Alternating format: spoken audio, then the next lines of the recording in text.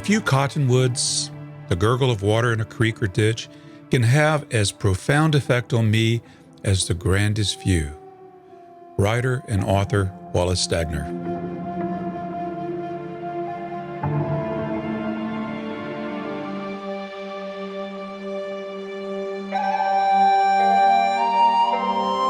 This is The Artful Painter, art lessons for artists, collectors, and people who love art. Lorenzo Chavez paints the American Western landscape with passion. As he applies each stroke of color, whether he is using pastels or oil paints, he intimately captures the textures of the landscape. His emotional response to the colors, the textures, and the light of the Western landscape inspire him to paint. However, it is not so much the grandiose vistas that the West is famously known for that draws his attention. Rather, he is more often moved by the simple glimpses into nature. In this conversation, Lorenzo invigorates our excitement for making art. He explores the importance of a painter's emotional involvement with the landscape. He talks about his remarkable story of how he became a professional painter. He relates the moving generosity of his mentors, artists Ramon Kelley, Ned Jacob, and Wilson Hurley. He shares some of the lessons he learned from his close friendship with them. Plein air painting is such an important part of Lorenzo's painting experience. It's inevitable that he would experience many adventures painting outdoors, and he takes time to share a few of those with us. Of course, there's so much more to this conversation. He talks about judging juried shows, why he paints with pastels and oil paints. He has a few book recommendations. He talks about some of the tools he likes to use, the importance of having a good website and social media presence, and so much more. Though this conversation is over 2 hours long, it goes by fast. As you listen to this inspiring conversation, it is clearly evident that Lorenzo Chavez is a passionate painter of the emotional landscape. My name is Carl Olson, and this is The Artful Painter.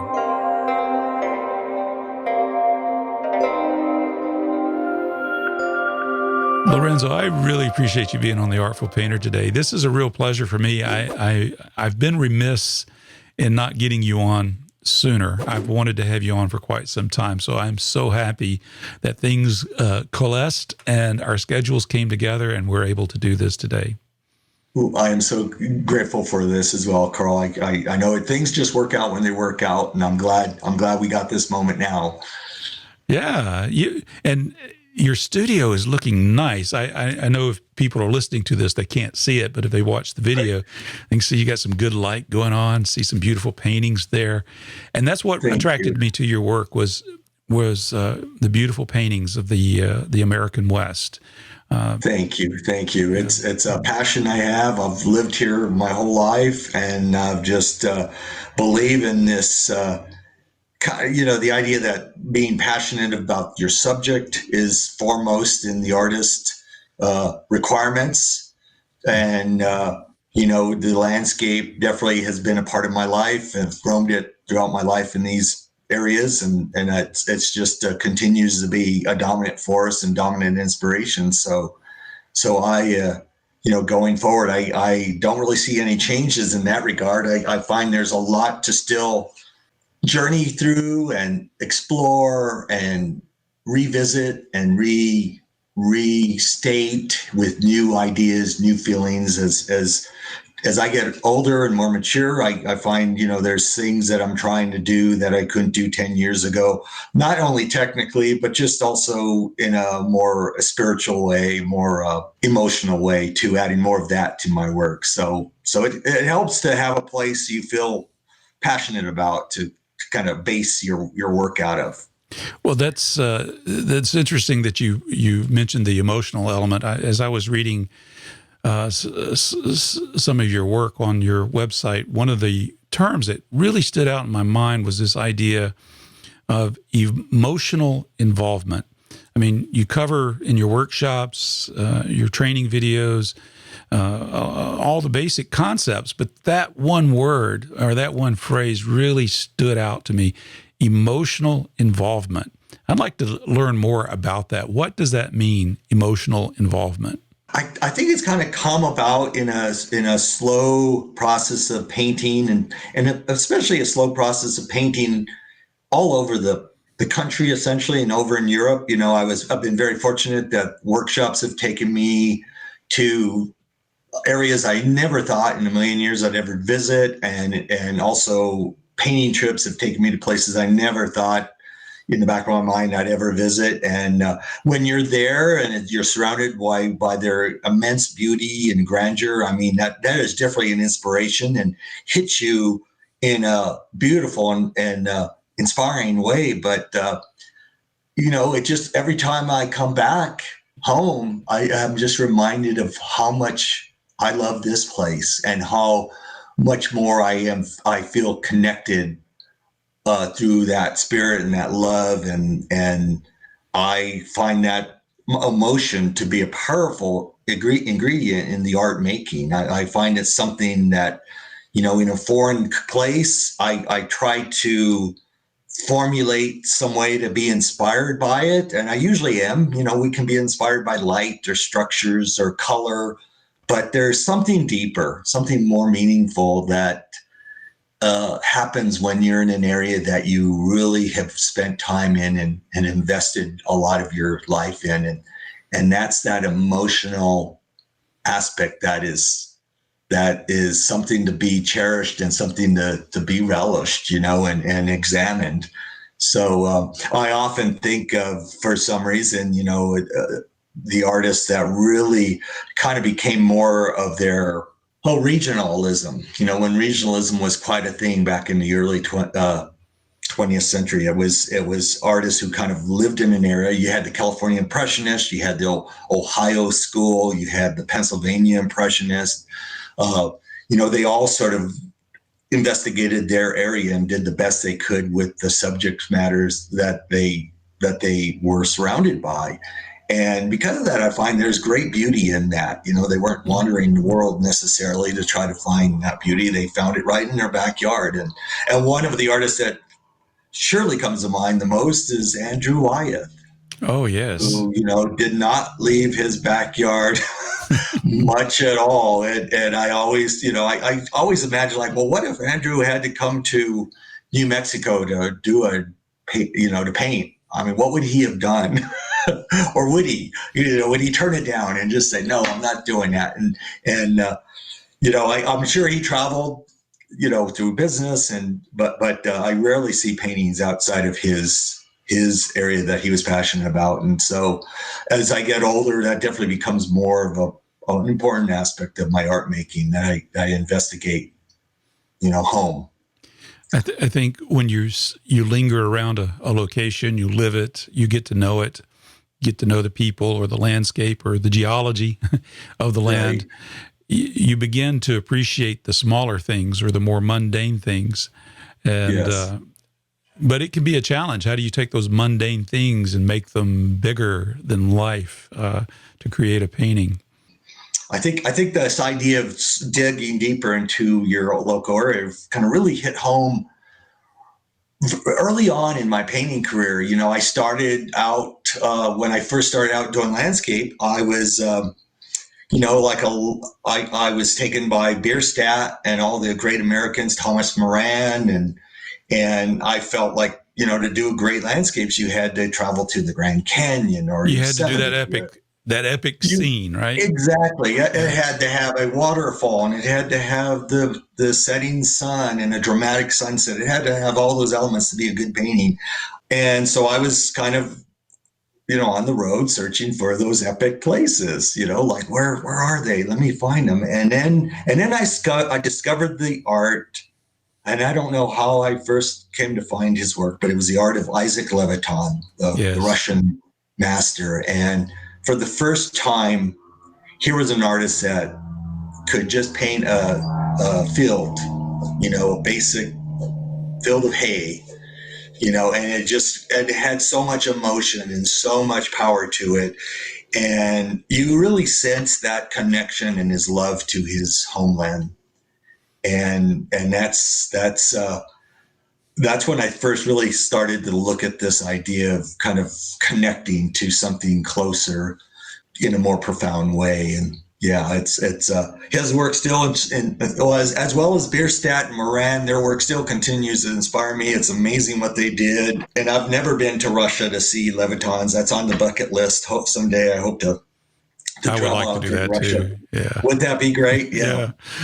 Let's get a road trip started to go out there. Road trip. Exactly.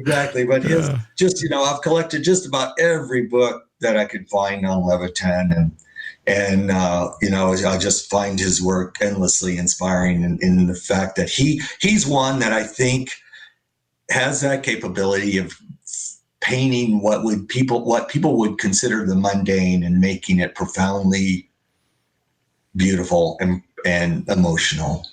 I'm reminded now. I'm recently a grandfather. My youngest son just congratulations, a baby girl. Thank you. She's now 16 months, so we get to watch her. Wow.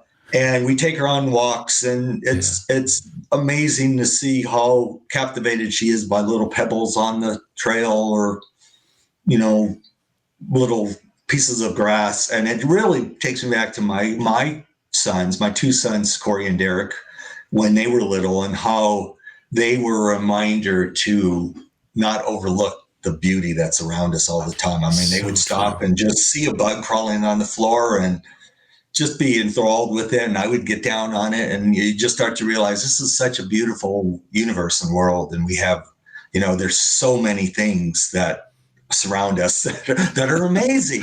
It is. And to be amazed is a wonderful quality to keep, and the children have it. And as adults, it's wonderful to try to keep that sense of amazement.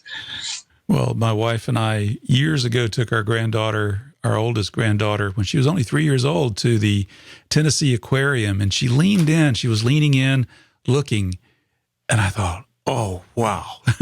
I took a picture of her doing that. I posted it on Facebook the other day. I called it "Never Lose the Wonder of a Child," because you just can see the curiosity in there. So exactly. I love hearing you talk about that. Exactly. I'm so glad to hear that. Yeah. I mean, that's a reminder that, there's beautiful things. And again, it goes back to the idea. It does not have to be,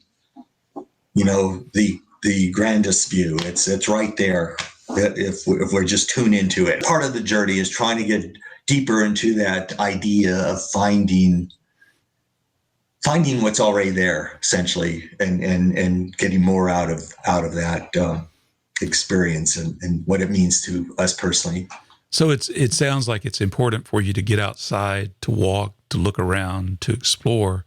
And from that is the genesis for some of your ideas for the paintings that you develop. Is that true?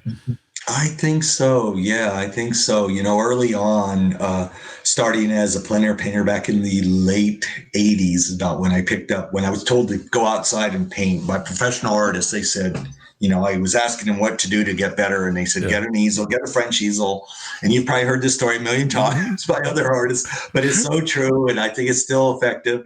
Get in a French easel and, go outside, put on your boots and go out there and paint what your eye sees. And the first years I was trotting around the West, just looking for that perfect scene. Again, kind of following that idea of the Bierstadt, and just, I'd drive most of the day looking for this perfect scene, which I never quite found. Eventually I found that I didn't have to travel that far, and I could just, kind of look deeper at what's around and find that inspiration closer to home, or, not that I don't mind still traveling. I love that, but it's good to kind of spend time looking a bit before one sets up the easel and kind of getting a feel for the place, touching the dirt, touching the grass. Yeah. I've been setting up my box in my backyard. I've got a wildflower garden back there. Nice. Roses and all that. My wife's got water, bird bath set up. It's just, nice. So I just try to look at the little things and say, okay, how can I move in and get this one thing So that's what I've been trying to work on of late. Interesting. That reminds me of, when I am teaching plein air workshops, and I've been doing this all summer locally. I've been doing a live plein air workshop here with only 5 people. It's actually not a workshop. It's a weekly class. Nice. And I do it twice a week. I do it Mondays and Tuesdays. It's through the Art Students League of Denver. And we paint here in Parker in open spaces. And kind of there's the Cherry Creek runs through the town of Parker, and there's all these open spaces. It's kind of like 100-year floodplain areas that they've kept open and wild. And so I take a lot of my students to these places, and I kind of walk them around, and I always notice there's these sort of feelings of like, what are we going to paint here? And I found there was a great way to get them sort of inspired. And I know it's helped me to find that inspiration in something that may not just like immediately get you excited. And that's to kind of take it to the artistic thinking. I use this idea of basically the visual language, and to start to break down what we're seeing in terms of shape, line, value, edge, pattern, and color. And then I start having them do these black and white no-tone studies, essentially just an arrangement of dark and light shapes. And I've found that just by forcing them to start to see things in terms of black and white and in terms of just pure shape, it sort of gets our mind into this abstract way of thinking. And when we connect with that abstract way of thinking, we can start to see potential and beauty in all sorts of things, everything.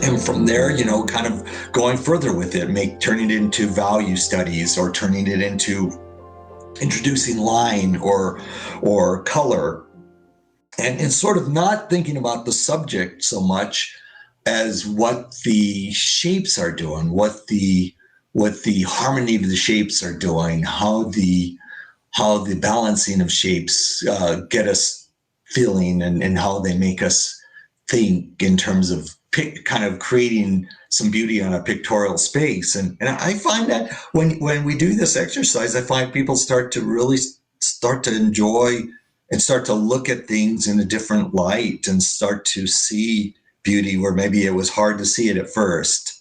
Well, do you get some resistance at first when you start to introduce that idea to students?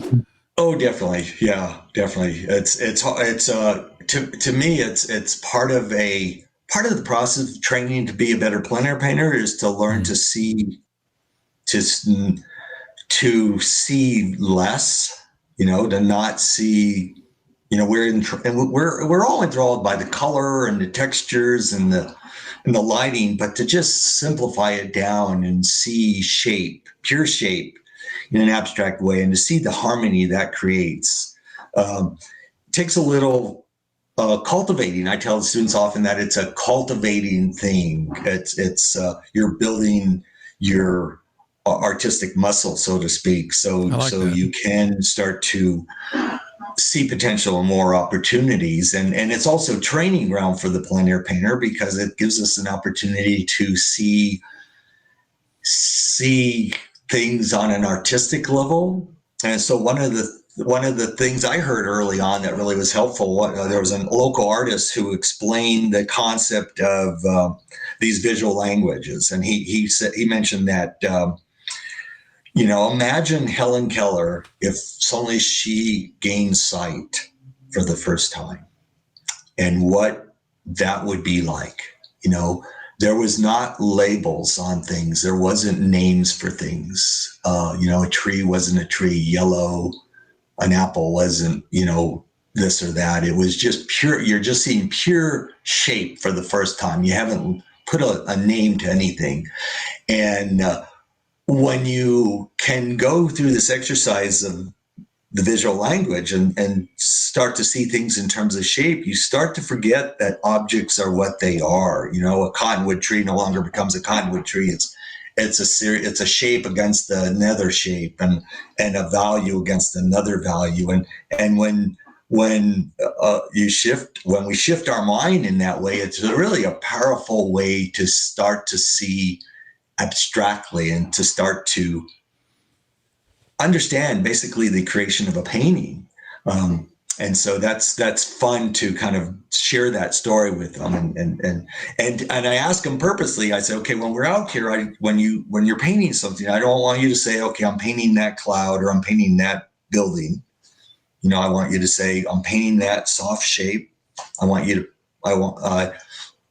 painting that square rectangle that's pink, you know, and in fact, there's a quote by Claude Monet. If something goes like this, it's about if you just see things as oblongs of pinks or a square of yellow, then you really start to see as a painter sees. And it's almost like a symbology, the symbology that we store in our mind. It forces our hand to fit that template of the symbology. So if we get a break away from that, then our hand is able to move in whatever direction we need it to go. Exactly, Carl. Exactly. Yeah, we are sort of taught to see the imagery and put a name to things, but when you really take a look at anything, you know, you can look down on the desk and start to just think of it in terms of shape and value, you know. And it's amazing. Your mind goes to a different plane of thinking, and that's when you're really in that artistic frame of thought. And it's fun when people see that, you know, outdoors for the first time. And that's, again, it's that amazement part, you know, which is fun to just start to see things in a different way. And that's partly the training of the artist, to see things in a way that you can kind of break them down pictorially and create a visual image. So the book I was showing him yesterday it's Alfred Stieglitz's book on camera work. Yes, I've seen that book. Okay, great. That is an awesome book. Beautiful images. And one of the powerful things about it, you know, the black and white imagery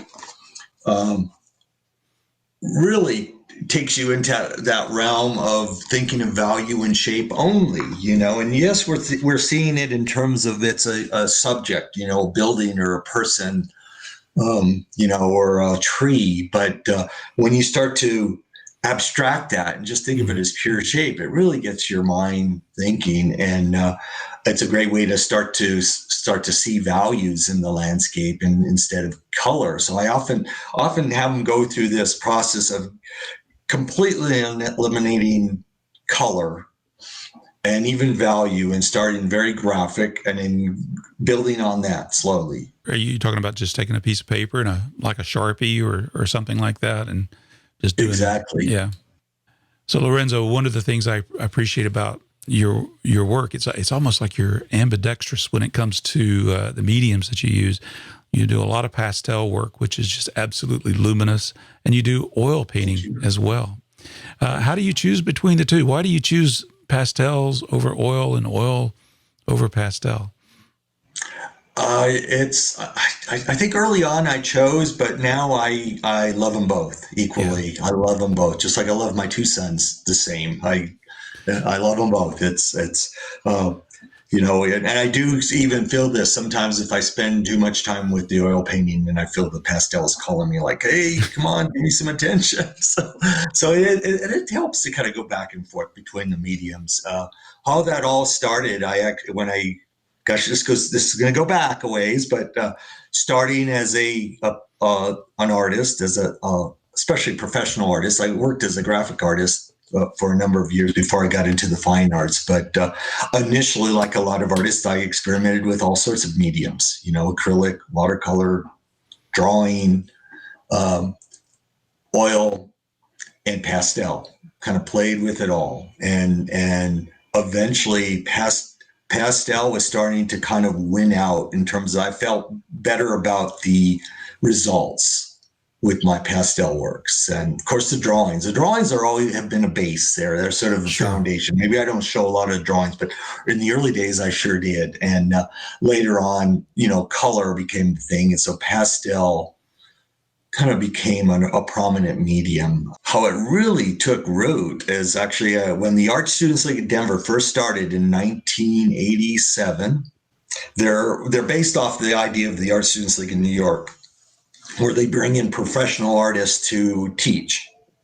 So I signed up immediately as soon as I found out this new school was going to open here in Denver, and signed up for a class by Mark Daly, who's a well-known artist who had studied at the American Academy of Art in Chicago, and just a brilliant painter, amazing painter, and still lives here in Denver and still's active in painting. And so it was a life drawing class and painting class. He kind of did several theories, but he would set up the model, and 1 week would set up a still life. Next week would go out and paint plein air around the Denver area.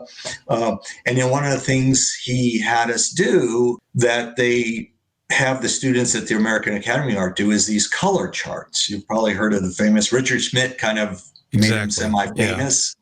The color charts, where you take your palette, and that was the Rubens palette that they used, and you would just mix all the colors on your palette, essentially you would learn the way the color interacts. So you've probably heard this before from other artists who have done it, but it's a great way of learning how to mix color. And you end up with these beautiful color charts. Well, after, spending, I probably took a month to do them. I can't remember, there was 20 charts.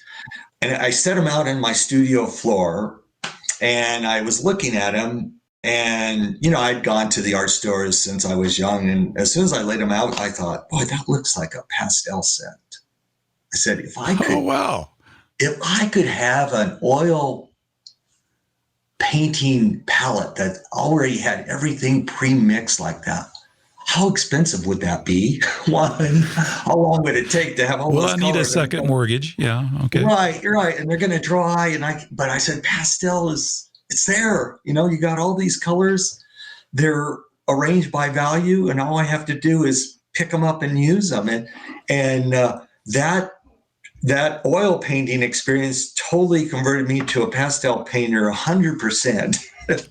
So for the next 25 years, I worked solely with pastel because of that experience. And it did the opposite. It should have made me more passionate about oil painting, but and it did the opposite. It made me just relish the idea of pastel. And of course, I fell in love with that medium early on, and I still love it today. I started to find early in my career, I was doing a number of different types of subjects. Most of what I did was more portrait based. A lot of portraits and figures in my early career. In my early days in galleries, that's what I was showing. An occasional landscape, an occasional still life, but mostly portrait work. And I was enamored locally with the work of a local artist by the name of Ramon Kelley, who's written Ramon Kelley, yes. Ramon Kelley, yeah. He had written a couple books, and I got to meet Ramon early on in my career. I was out at a street fair showing some art, and he came to my booth. I had no idea who he was at that time. He handed me a card, says, "Hey, come by my studio sometime." And I didn't know who he was at all. I thought, okay, great, an artist, professional artist. I think he was the very first professional artist I met, and went to his studio and was just blown away by his place and his work and his collection, and just was enamored with his work. To the point where I was, he was godlike to me. He still is. He's a wonderful painter, but I just saw what he did was such a beautiful way of approaching art. So that kind of gave a direction in my work, and I started kind of emulating things he was doing. And I would take Nice. work to the gallery, and they're like, "Oh, this is great. It reminds me of Ramon's work." And I heard, "Oh, thank you. That's fantastic."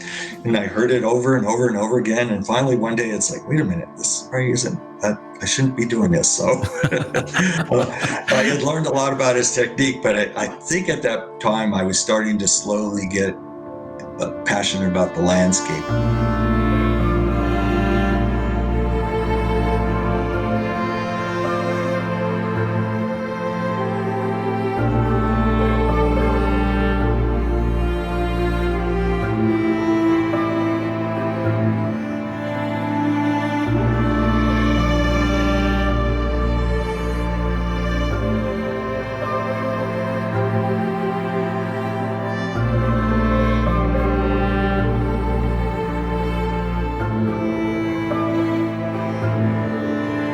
Is here you're doing these portraits, and landscapes are so different. I mean, it's the polar opposite of what a portrait is. So tell us about that transition, being interested in doing landscapes. Yeah, that was an interesting transition because it happened again. And this is what I feel believe in the arts, this idea of if you just pursue the thing you love, opportunities can happen. It's kind of goes back to Joseph Campbell's book. There's a point in there where he talks about the bliss, follow your bliss. Yeah. In that book. And in that, and this is, I learned about the book after we kind of do this, but I always felt that if I was following that love and that bliss, you kind of met people and things kind of fell into place. And I still believe that today. I strongly see where that happens. I was reaffirmed even yesterday with that concept.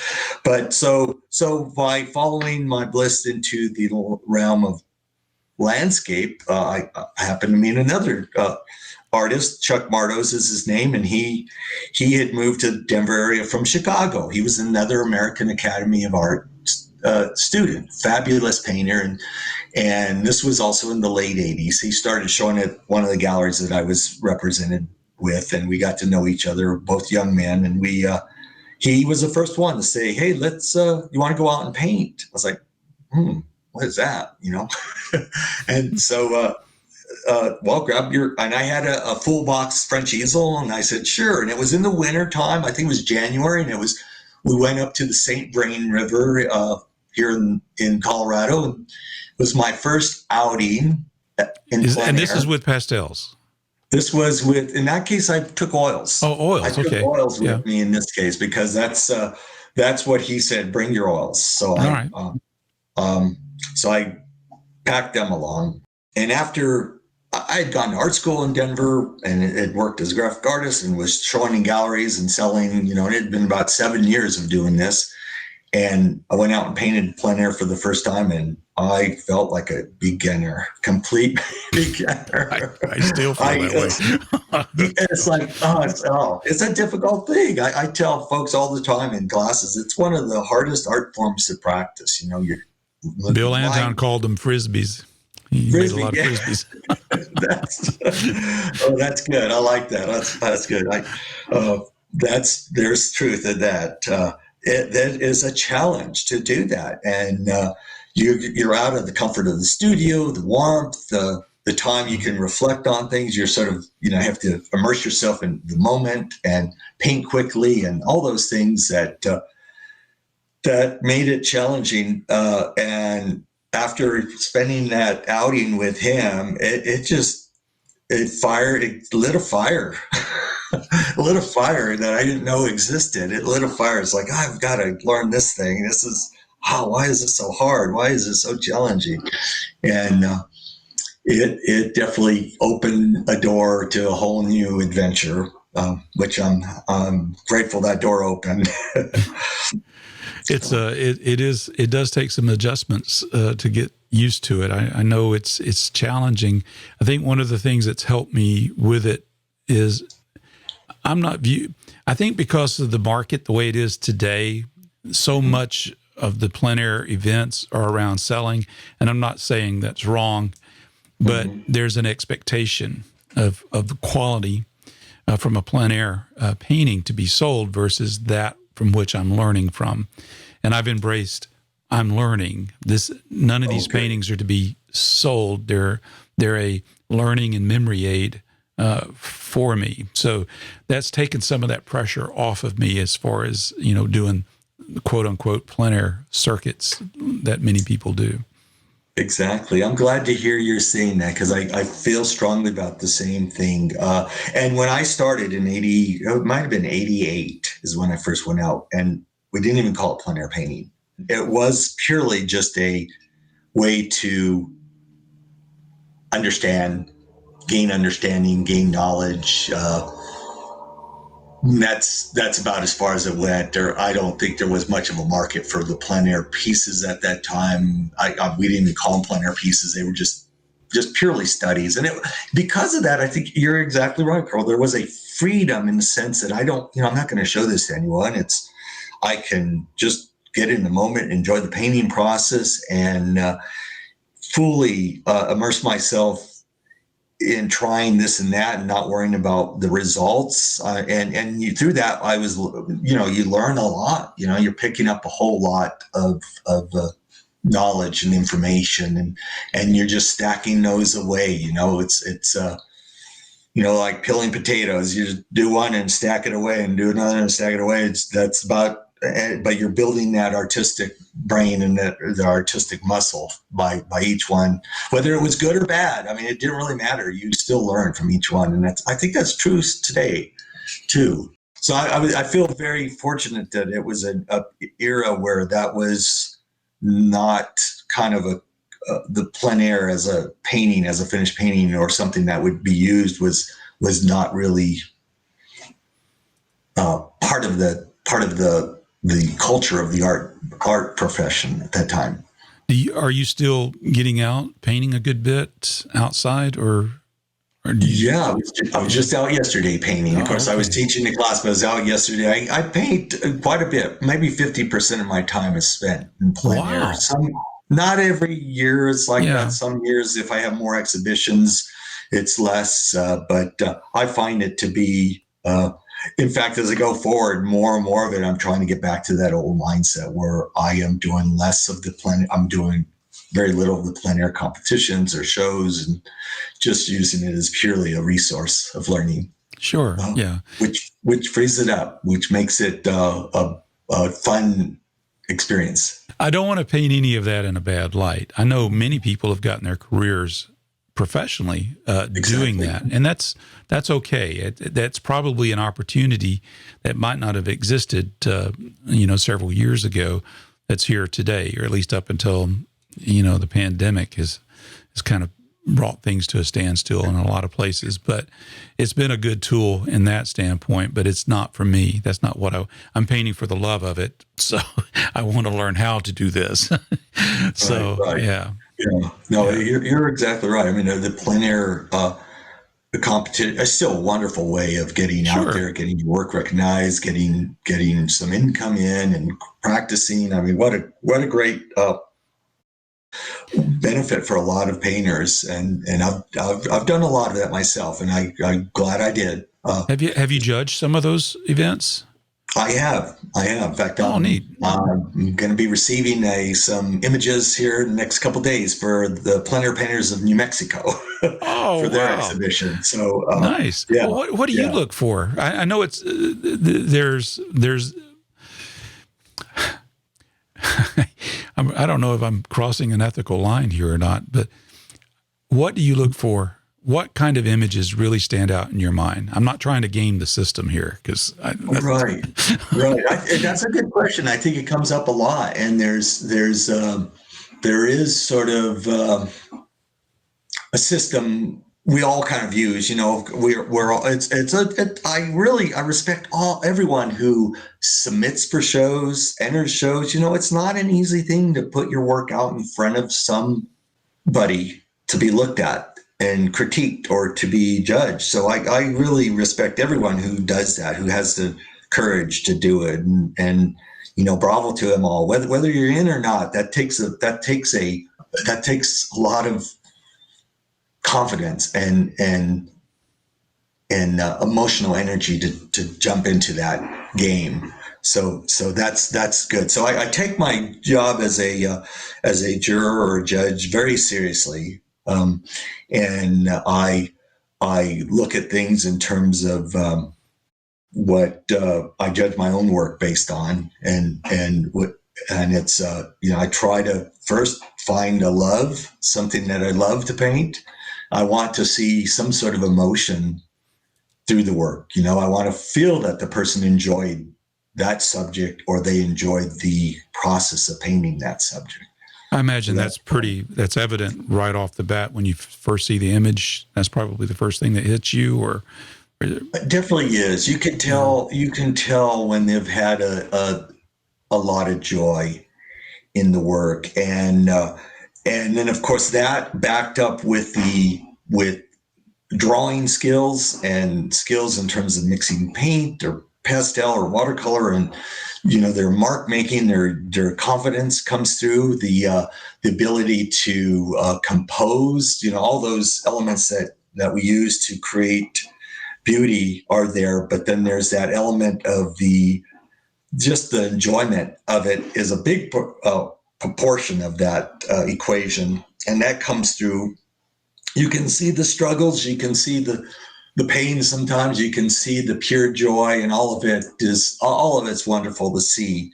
But when you're looking at a body of work, there's the artistic skills definitely start to rise, above when there's a lot of good thought and practice put in behind the subject, and then of course the love of the subject starts to rise as well, and they start to seem to be a little stronger in their essence and start to feel more powerful in their presence. And I often think of a show, whether I'm judging online or in life, just as if I was going to the museum. And we tend to go to museums and we look around and we start to walk around and take in all the images, and then we're sort of drawn to specific things individually. That's the thing. That's the hard thing about judging is, we all sort of come to things in a different way. So there's no one right way or wrong way. But, when you're asked to judge, you sort of have to just go with what your heart and gut tells you. And that's, so I try to look at it and kind of walk around and peruse the exhibition several times. And then eventually there's things that start to kind of talk in a way, speak a bit. And then you keep coming back to and and viewing again. Right. And as they start to do that, you start to look at them more closely, but I don't want to close off the others and start to stay open to all of it. And eventually there's just pieces that just continue to speak, and you just want to go revisit them. And as you revisit them, you see more qualities in the work. You start to see subtleties that weren't there at first. In terms of judging, you're trying to pick the award winners, so to speak, who's going to be, and they start to rise up in their level of what you think might be the strongest works in the show, or the award winners. And that's a tough task. It's a tough task. I can't imagine, but I think Nancy Tankersley, she shared her thoughts about judging as well, because she was one of the judges for the Olmsted Plein Air event this year, and so it was very interesting to see their perspective, her perspective, and also your perspective on that. I'm kind of thinking of it like this. I think it's a mistake for artists to try to paint something they think the judge will like. Right? They need to paint for themselves. But when I say for themselves, that sounds selfish. But this is what I think of. I think of if I was a viewer and I walked into a gallery or a museum, what would I want to see? What would be the thing that would touch my heart? And then if I have those goals in mind, I want to reach the heart and delight the eye, then wouldn't that come out in my work naturally? Does that make sense? I don't know where I'm going with that. It makes total sense. It makes total sense. It's that delight and that love has to be an important ingredient.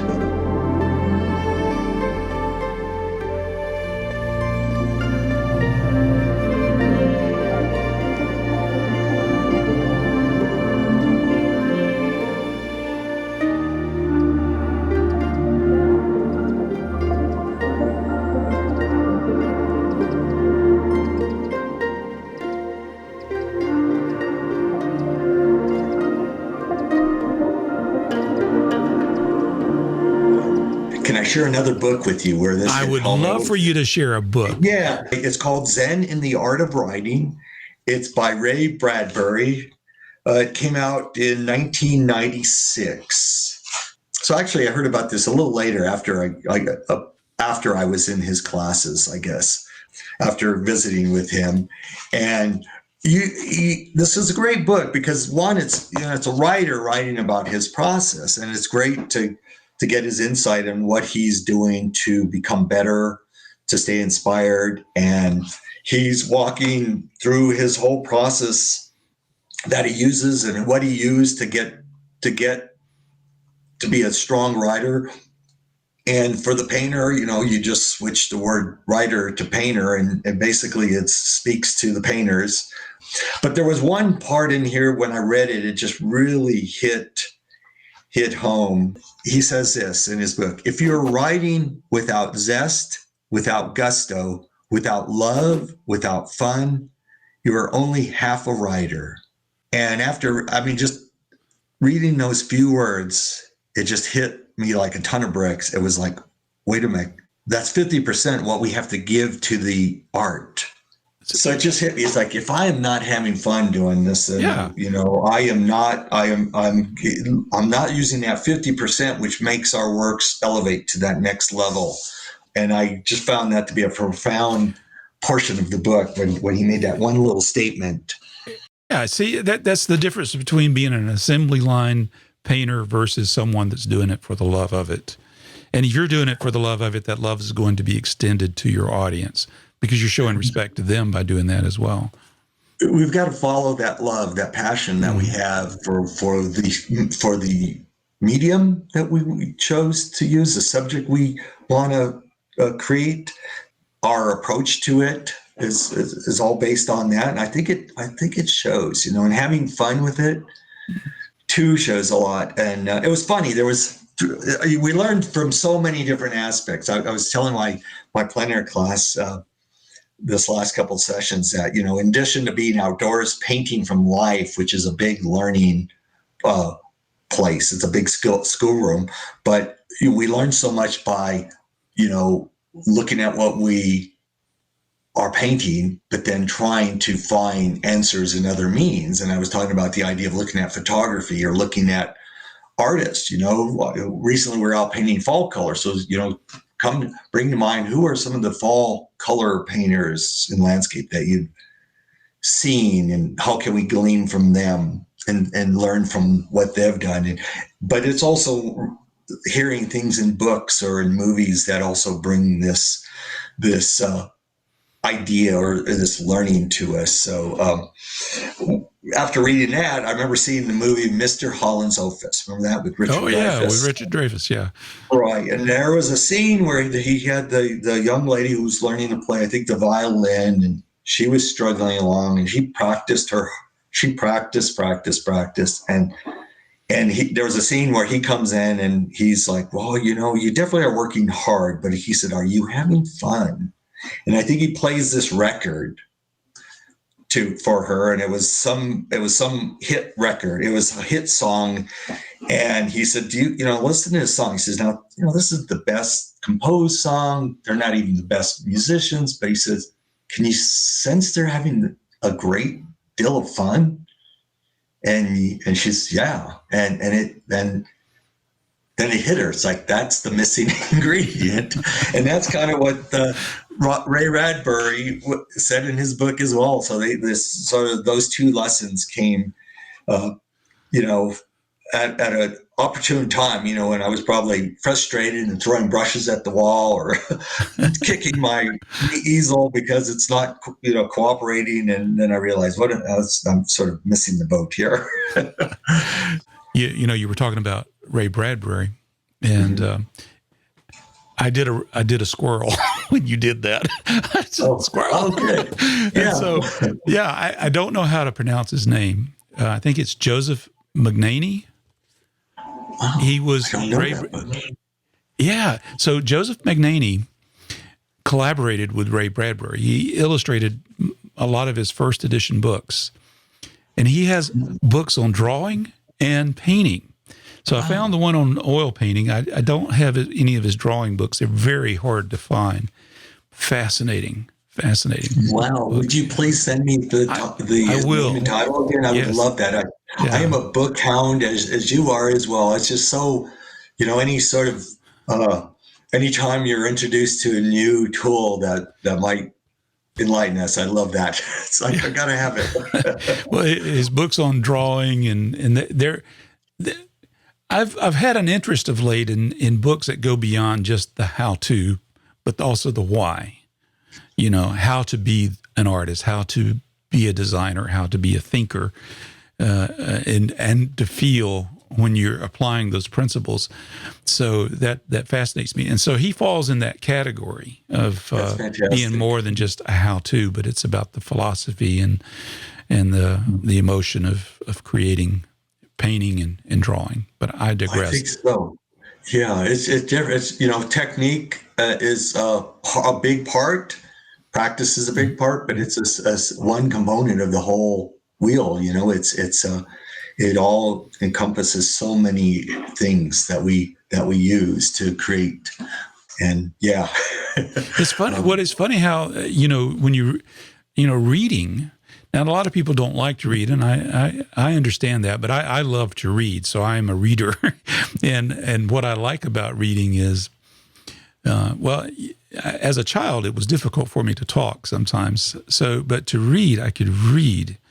And I learned to read probably when I was about 4 years of age. I mean, I threw myself at it. I love that because I think that's important. Reading is such a wonderful way of it creates word pictures. Exactly. You're taking something and then you're forming out of nothing an image in your head, and you're transporting yourself to the world that the author is portraying. I think that's a powerful tool when we can read something and convert it into an image. What if we, we have the opposite problem. What if you have an image? How do you turn that into words, right? It's an interesting exercise. Yeah. That is a really good exercise to see how would you verbalize a painting. Often in the sketchbooks, I'll try to jot down notes along with the sketch, kind of my feelings, like I'll paint the heat, paint the cold, paint that bounce light, that, whatever it is. Or I was telling even the other day at the class, I said, here's this tree that we were painting. It was this cottonwood that was all out on its own alone. And I said, relate to that, what we're going through right now with this kind of isolation, and how we can incorporate that in our emotion when we're painting. Yes, it's a cottonwood and it's beautiful, but is there also this another emotional level to it? So yeah, words, by writing those down, maybe in a sketchbook, I think they bring us to another way of thinking about the subject. I was reading on your website, you mentioned Wallace Stegner. I just finished a book by him. I said, oh, wow, what a coincidence. He's a great, talk about a writer who he writes as a painter thinks. His descriptions of the West are incredible. And his gift in words to describe a scene is, as a painter, I wish I had the gifts in terms of mixing paint and value to give that same essence and love. And so it's fun. That's why it's great. We're all coming to it with a different medium, so to speak, but we all have this, there's all this love that we want to share, or hopefully. Well, it's fascinating to me that we're created with a sense of being able to express ourselves creatively, whether it's dance. I have a nephew that's for many years performed with the Atlanta Ballet. He's now his own ballet troupe. Nice. People who sing, people who write, people who paint, draw, or like my father, who was created works in metal that are used in a building. Not art, but it is an art in a way. It is, because it's something he takes much pride in.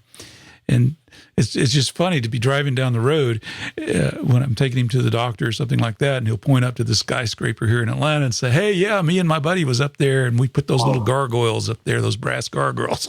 That's fantastic. But see, he can point to that and say, "Hey, I that's something I did. I like it." And yeah, that's fantastic. I love that too. That's I don't know where I was going with that, Lorenzo. No, I think it's it sounds like he was passionate about what he did in his life, and that's a gift if we find that passion for what we want to do with this time on earth that we have. So working with our hands. Yeah, working with our hands, definitely.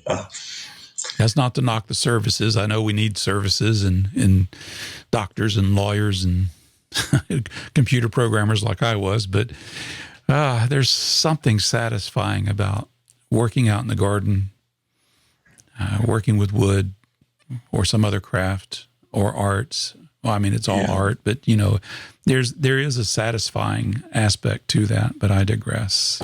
No, there definitely is. I think there's that gift that we're all given.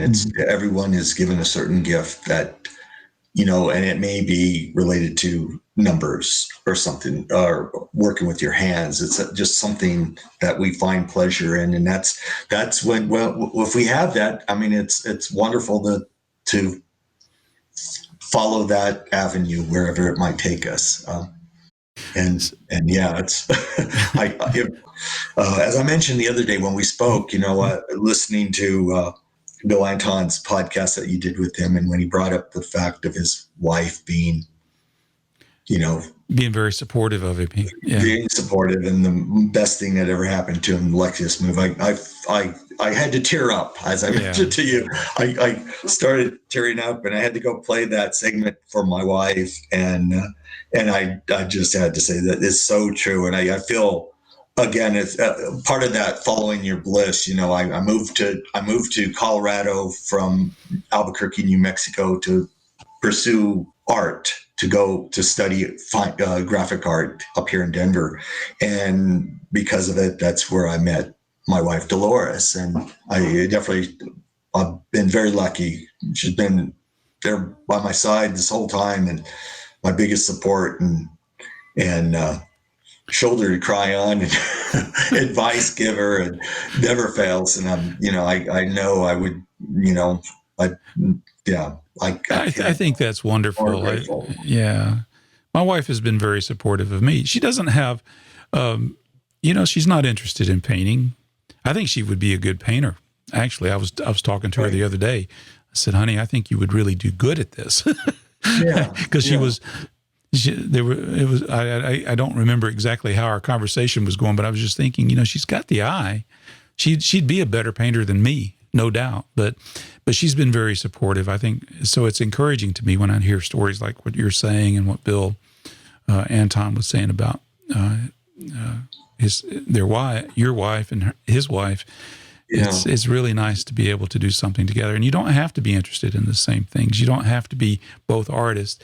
Sometimes that can be fun. I know, for example, Ralph Oberg and his wife Shirley they're both amazing artists, very different genres, very different mediums, but yet they both produce beautiful work, and they have a beautiful life together. And so you do see that. It's just neat to see partners work together in that fashion. Yeah.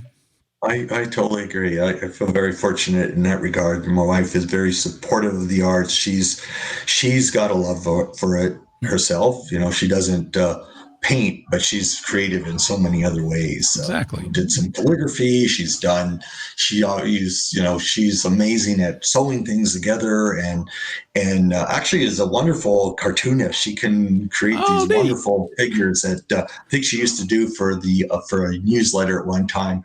But a gardener as well. Her gardening really is an inspiration. She loves it out there. You can tell her passion for it's there. She mentioned your wife, and you see they love there, and you sort of the ideas relate to what we do in the arts. She's out planting the seeds in the spring and tending to them and seeing what grows and what doesn't grow, and she's weeding things out and watering when it needs it, and so much of that can relate to what we do in our creative life. It's just that, going back to the plein air paintings become those seeds essentially that we plant. That's right. Yeah. And we don't know what they're gonna evolve to. Maybe nothing, but maybe something. Yeah, they may sit in your stack for years, and you go back to it and say, "Oh, wait." As Bill Anton called it, he says sometimes even the bad ones have, 1 square inch of truth. And I thought, wow, that's pretty neat. I'm not throwing away any of them now. Exactly. I think there's something to that. I think people tend to want to throw them out, and I say the same thing to a lot of students, like, don't even look at it. When you take it home, put it away for at least a week or two, then take it out and look at it and then set it aside and just hold on to them for a while, and then look at them after at least a year. You can revisit them and find that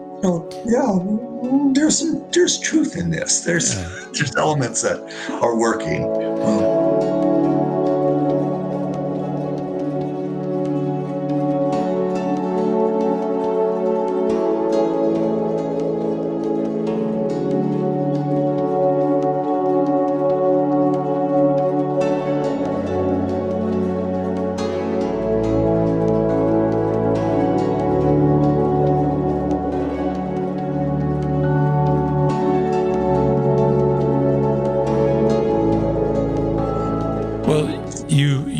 Working as a professional artist, you're represented in galleries and you sell your work, and you also do workshops.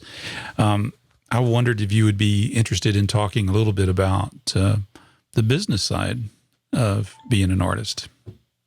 Sure. That's interesting. We were, it relates to a conversation we had with the class yesterday. But the business side, boy, that goes, relating it back to, if you don't mind me going way back, because I started in the art business in 1985. I was 25, but what led to that, I think, were important steps in terms of understanding the business. So, as I mentioned, I'd moved from my hometown of Albuquerque to Denver to pursue graphic arts. And I went into graphic arts as the idea of business, because I had already realized I loved the arts, but didn't know what direction in the arts to go. So I found graphic design by accident. A friend of mine was at the school in Colorado, the Colorado Institute of Art, and he came back to Albuquerque and was showing me his portfolio. And I thought, boy, this looks great. You're creative, and you can also maybe make a living from this. So that definitely led me in the path of working in towards trying to find a way to make a living while pursuing my love.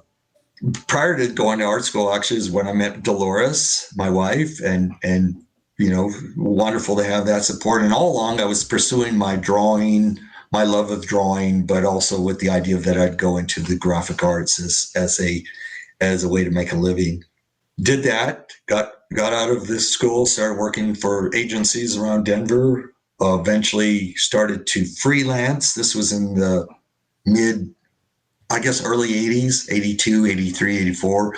Started freelance my graphic skills around town and get jobs. And eventually that love of doing that led me to, and I say the love of, because I always feel that by pursuing our passion, we find things happen. I went to a client's house and I was going to be doing an illustration for United Airlines. And so the customer who was going to hire me had me meet him at his house so we could discuss the project, and went in, and, I was just enamored with his art collection. Here he was, and he had this beautiful collection of art that he saw me. I could not help but go over and start looking at the works and who are these painters and who's doing this. And I imagine he was proud of you, just proud to be able to show it to you. He was very tickled to be able to show it. He saw that I enjoyed seeing him, and I was there for another reason, but which we eventually got to the project. But we started to talk about paintings, and eventually we led to our project. But over the course of several months, I visited his home many times to show him how the project's going, and got to know the names of the artists. And eventually he was like, well, hey, if you'd like, I can introduce you to this painter. I know him, and go over. And so I was like, yeah, that sounds great. And so I met a number of professional painters, which I had never really met any professional painters my whole life. And it was the first time I was exposed to someone making a living, or a group of people making a living. And one person in particular, a gentleman by the name of Paul Cotney, who lived in the Denver area. Paul Cotney? Paul Cotney, Pawelkotney. Paul Cotney. He's no longer alive, but he was very well respected here in the Denver area. I went over and visited and got to see his studio and his works. And eventually he's like, well, bring over some of the works you're doing, outside of the graphic world. And I did. And he was like, oh, this is great. I like the direction this is going. Very supportive, but also gave some critique. And I didn't know where it was going. I just thought it was interesting to talk to one of a professional artist and hear his stories as well. And eventually he, would see a series of drawings like, my gallery dealer is going to come to town next week. Do you mind if I show these to her? I said, yeah, heck yeah. And so, he would, and I'd get a call. It's like, yeah, she decided to take 2 of them. So come by, I've got a check for you. And, that was great. And I'd go over, and in addition, he was just a wonderful person, and his family was wonderful, and they still are. And his son is still alive, his daughter, and his wife is still alive. Paul has passed on, but, and I'd go over and he'd share art books. He'd pull out these books. He'd walk into this closet, and I always thought it was this magic room, and he'd come out with these art books and open up books on Polish painters and German painters and Russian painters and share them. And it was just so inspiring. And he saw that excitement. So eventually he said this. He said, Lorenzo, I have space in my house to host a show, and I like to support young artists. So he said, I'd like to offer you an opportunity to have a show in my home. And the way he's able to do these shows is his wife was a ballerina. Wow. And Paul, at one time he was an architect. So he built this custom home where he built a ballet studio with a house around it. So in the center of the house was this big open ballet studio that he could, it had mirrors, but he could pull a curtain and then hang art. And so the project he gave me was like, well, in 6 months, I'll have this opening for you. We set a date, and he says, I need 60 paintings, framed paintings, and we're going to send out an invitation, 3 weeks before the show, and we'll do all that. And during that time, bring works by so I can look at them. And so it was my first experience into the fine art world. He essentially was teaching me to meet a deadline, to paint, my buns off, because in the meantime, I was also working as a graphic artist. So on the side, I'm doing this, creating this. Yeah, no body pressure work. with that, right? No pressure. A 6-month deadline, and then I had to frame, and I'd never worked with a framer, so he introduced me to some local framers and started to learn how to get things framed. And then, now we need to do an invitation. So we had to he introduced me to printers and, that whole thing, photographers, get the art photographed, creating a mailing list, people I knew. I invited all my relatives, whoever was close by, any friends I knew, whatever. Of course, I was blessed because he was inviting his clientele in the Denver area. And then we had the big, we set the date, was for November the 17th. I think it was 1984. Just before Black Friday, yeah. Yeah, we set the date for the show opening, and we put the work up. So that's a big learning curve in a short amount of time. So in terms of business, I think when you're kind of not forced, I found it enjoyable, but it was this urgent idea of learning the profession. And I think he did it purposely. I think there was his idea, let's get this artist who's obviously interested, let's get him involved. And and let's teach them how to handle the business. And eventually we had the opening and did really well. We sold about half of the works in that opening. Congratulations. And, thank you. That was a terrific start. And the great thing is that my wife and I had set a date to get married, and we were going to get married November 18th. So the day after my opening. So my bachelor party was a one-man opening. It was my bachelor party. And then so it was just a joyful weekend. My parents came up from Albuquerque to see it, and it opened the door to the fine art world in Denver, because I was one of the collectors who came by, owned a gallery called De Colores Gallery in Denver, and they invited me to show my works at their gallery, and that basically opened the door from there on. That as I started slowly shifting away from the graphic world into the fine art world, and it took about 7 years to make that shift. So that opening that you had back in the early 80s there, was that pastel or oil or what was it? It was everything. At that time I was doing drawings, oils. Different subject matters as well? Different subject, yeah, just a little bit of everything. Probably so more it didn't hurt you to do a little bit of everything, did it? It really did. I think, at that time I really wasn't focused on, except for it being art. I was just playing around, seeing what I enjoyed, just doing a little bit of everything, medium-wise and subject matter-wise, but kind of still more heavily leaning towards the figurative and portrait at that time. That's another aspect of business. I think when one finally goes into the fine art world in terms of trying to make it a profession, the galleries the galleries would like the artist to have somewhat of a niche set. It's easier to sell the artist. That's what I was told, niche. And then you find someone like Richard Schmidt who can paint anything. So you either have to paint everything extremely well or find a niche. And for me, a niche was what opened the doors a little more. I think we all kind of resist that to a degree. We want to do a little bit of everything. So you got to find that happy balance there. Exactly. And I think as artists we should, and I continue to do things. I have closets of things that I never show. Subjects still live. I still do figurative works, abstract works that are my closet. Because they're fun to do. Maybe I don't market them because it's a whole different avenue, but we shouldn't limit ourselves to that. If your interest is in other realms, continue to do it. I saw an exhibit at the Booth Museum by T. Allen Lawson. It's been a couple of years ago. And of course, most people are familiar with his traditional works, but they had one painting there. It was a large painting that was on exhibit. And it was actually on the outside wall as you walk into the main exhibition area for his exhibit. And it was an experimental piece.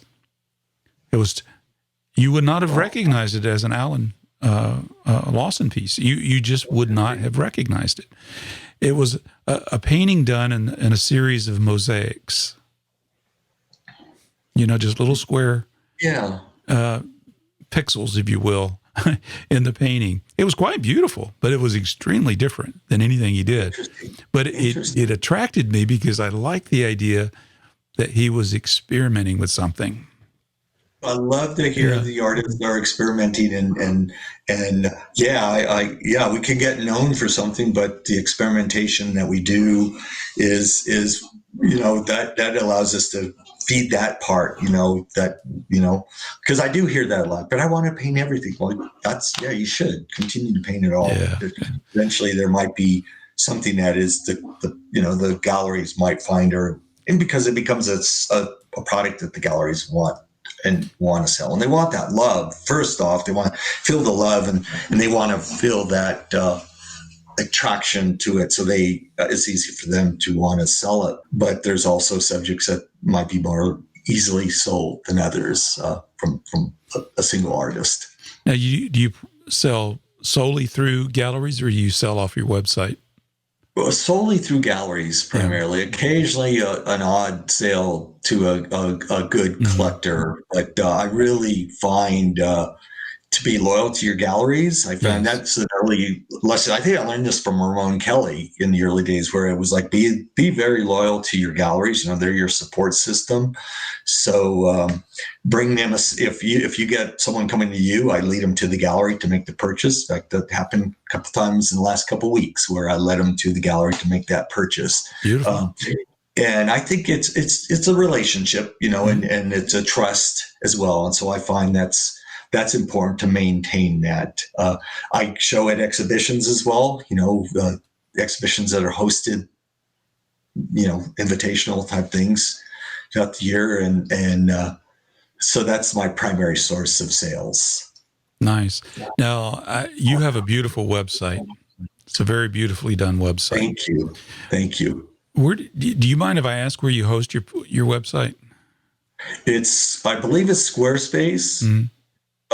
And my son, my oldest son, Corey, who has a really nice way of working with the computers, he helped build that for me. Oh, nice. And use Squarespace. And as a graphic designer, I gave input in terms of like type style and layout and things like that. But he essentially built it and made it user friendly. So now my wife is updating it for me. She's the one that will. In fact, we were just working on updates last week, a few updates. And yeah, so that's another part of the business end that's newer. Yeah, DIY websites, right? Right, I do think it's, and I've talked about it on the podcast before, I want artists who are, artists are visual experts, right? So it's important to have something, I think, that showcases their work. You don't want to be stuck back in the 1990s, but have something that's beautiful. So I thought your website really fit that. So I just wanted to mention that. Thank you. Thank you. I appreciate that. Thank you. I'm going to pass it on to my son who helped me and my wife who maintains it. And, you know, I do a little input on it, but it's a necessary tool today. You know, just as like social media has become sort of a necessary tool for artists to get their work seen.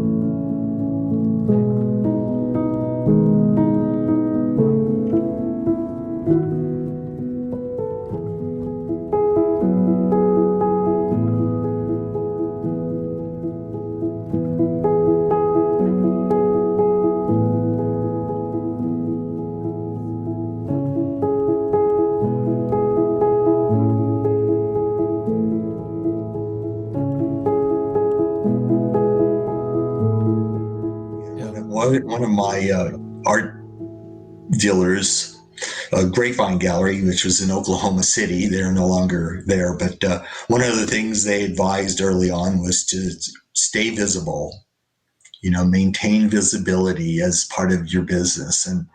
And that's, I think that's so true today.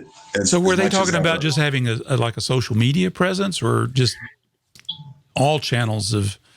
All channels, just you know, the social media, websites, showing up at exhibitions. If you can garner any magazine articles, anything, newspaper articles, podcasts, or podcast, yes, podcast or article, all of it. I think it's important. It's very important. And I always thought those were really nice words they shared. That's good advice. Be everywhere. Right. Definitely be visible. And the hard thing I think with our as an artist, you know, there's the idea that we're always constantly promoting our name in essence. In a way, it feels a little selfish. In a bit. It feels strange. I've had this conversation with many people. It feels strange. It feels egotistical. It does. Yeah. It's very uncomfortable, but. Looking at reading books on marketing, here's another one I wanted to bring up. It's Alison Stanfield, who wrote a book, I Would Rather Be in the Studio. It's an art marketing book, and she lives in Golden, and it's a wonderful book. It was because of her book that I went into social media. It definitely is a wonderful resource. Okay. But she really talked about, you know, the artist sort of separating the art name, you know, just the brand essentially is like saying you are, if you opened a restaurant, what's the name of your restaurant? And that is how you look at the marketing end. So it doesn't feel so so evolved. So it's or a boutique shop. It just happens to have in the arts we're using our names. So that's still it's even it's a little uncomfortable to talk about, but it's part of what we have to do. I don't know. It's hard. I get it. It's hard, but you are the person that did the painting. So, I mean, is a collector going to buy something that's unsigned? Probably not. Not as much as if it were signed. Exactly. And lately it's, more, it's shifting more in that direction where the artists are sort of doing more of their own marketing, their own promoting. There was a time when it really was more of the, based on the Galleries Association, and it still is to this day, but it's definitely is shifting a bit more the other way. And I think, obviously websites and the social media platform makes it easier to do that. So where is your website? What's your website URL? It's www.lorenzochavez.com. Okay. And do we still need to say the www? No, you never have to say the W. There is some things that happen behind the scenes with the way the names are resolved, but no one ever has to say that anymore. It's redundant. Like if you do your business card, just put, Lorenzo Chavez, fine art or whatever. Yeah. Okay. Okay. That's good to know. Yeah. I tend to, the www is kind of hard to say, get out of the mouth. Well, I dropped it years ago simply because it just wasn't necessary. In fact, I make it what do they call it? A canonical URL. So I make it as my root. Squarespace does that actually. It'll ask you which do you want to be the canon of the URL. So I set mine to just be carlolson.tv, and that way it wouldn't matter. I mean, it could be either way, but interesting. Yeah, you can type in any website name without the www, and it'll resolve today. Just the way it works. Good. Yeah. See, this is great. There's always a learning curve in this. Well, it's a beautiful website. So. Thank you. Yeah. So that's the best resource to there, and there's connections to the galleries there, links to the galleries, and the various other things that do exhibitions and workshops and online lessons, which are becoming more prominent. Yeah. I forgot to even mention your online lessons. And I want to mention about your online lessons. I saw the trailers. I haven't bought any of them yet, but they're very affordable. They're like $25, $12. And I think what an outstanding value that is. The lady who runs this open studio online lives locally here, and Shiona had a really wonderful concept of keeping the price point affordable and at a really good rate. And so we've maintained that, and it's been very good. And I've enjoyed working with her, and hopefully we haven't done anything during our pandemic recently, because mostly we do it live together, and so we're hoping to do something maybe in some new content in 2021. But awesome. She's wonderful to work with, and it's been a nice collaboration. Well, I'll include links in the description and the show notes for this episode to the books that you've mentioned, to your website, and to your educational material. But it's been a real pleasure. I am so glad we finally got together and had this conversation. It has been a blast for me, Lorenzo. Well, thank you. I'm very grateful to you. Thank you so much, Carl. So, Lorenzo, it's good to get back with you. We talked last week, and I wanted to pick up our conversation this week because you're just full of good stuff. Thank you, Carl. It's a pleasure talking with you. Appreciate what you do. It's always inspiring. Well, so what have you been up to since we last talked?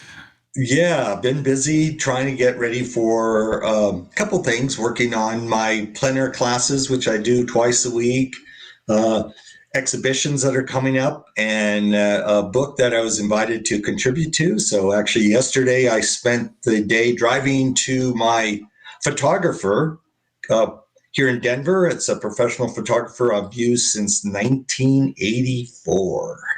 Wow. He used to shoot 4x5s and slides back in the day, and now it's digital and 300 DPI and all that good stuff. So I dropped off 20 paintings yesterday for him to photograph. So that kind of that's part of what we do as artists too, and the romantic part is being out in nature painting and setting up the easel and enjoying nature, which I got to do the first 2 days of the week, but yesterday was my running errands. So delivering works, I had to pick up go to the post office and pick up a box for some images I'm going to be during a show that's going to be in New Mexico, in Taos, New Mexico. So I picked up those images and just kind of the things you have to do.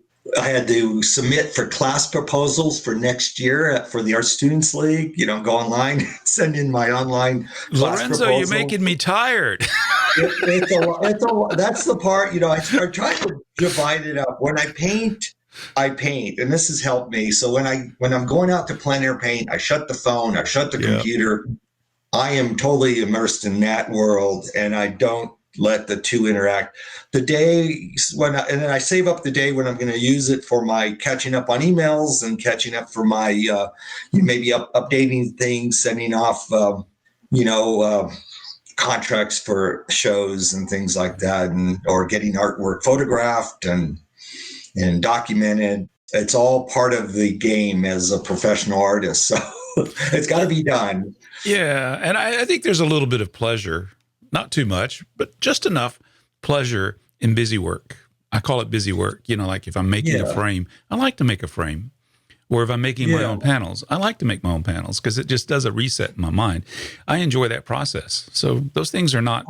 Now, if I were doing it all the time, I don't know if I would enjoy that as much. But I don't know if it gets old because I think it's just part of it's part of what you do. It's just another element to what we do, and you find it to be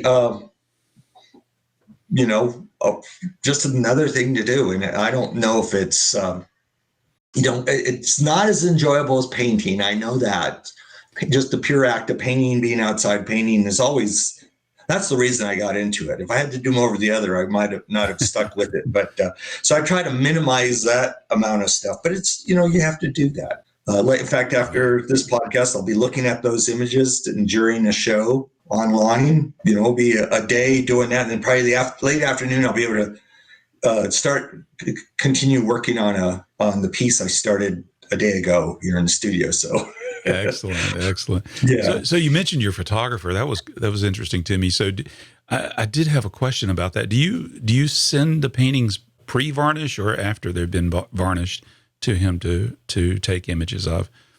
He's really good. As I mentioned, I started working with him. Yeah, he's here in Denver. He's been around. He worked for a company. The name of the company was Burloff and Steen, and I used him back when I was a graphic designer in the mid 80s.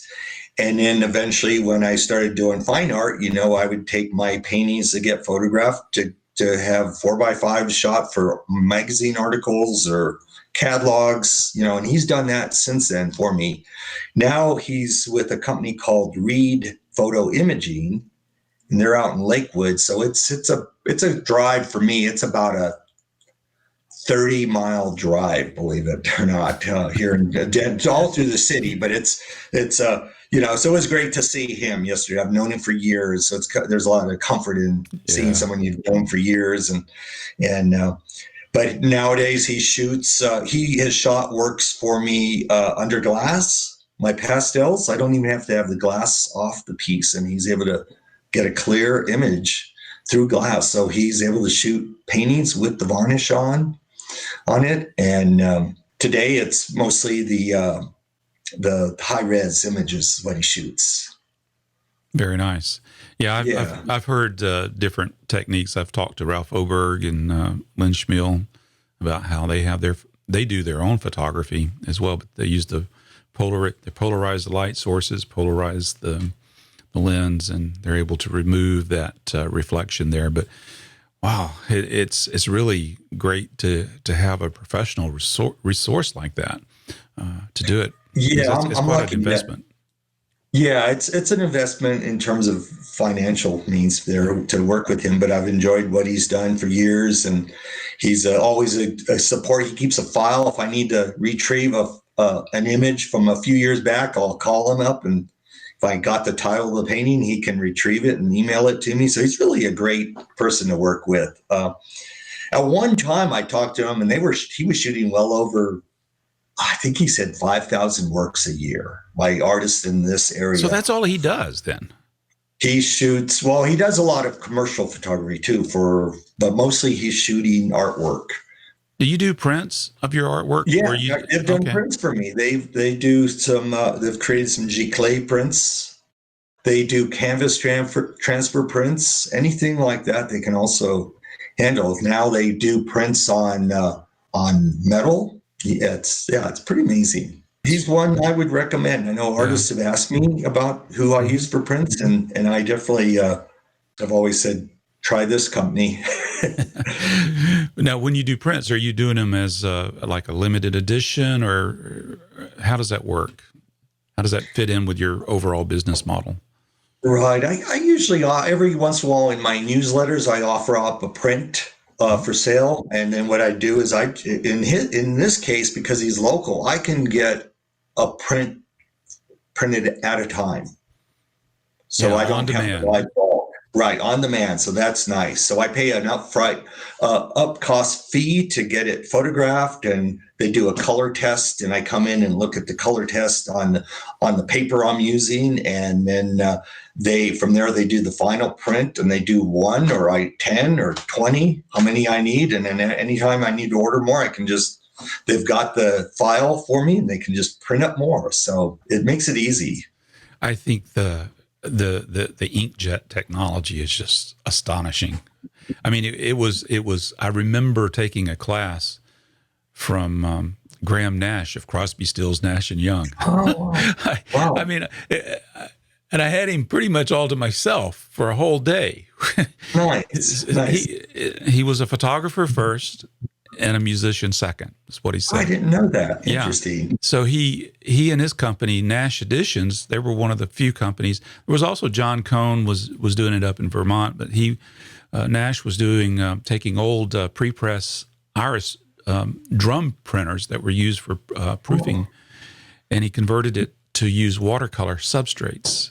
And he was producing these gorgeous black and white and color images on an iris printer back then. This is before Epson and Canon and all that came out. But it was just fascinating what could be done with that. It is amazing what they're doing with these the machinery today. I think the giclée prints, especially when they replicate my pastels, it's hard under glass, under framed. It's hard to tell the original from the print.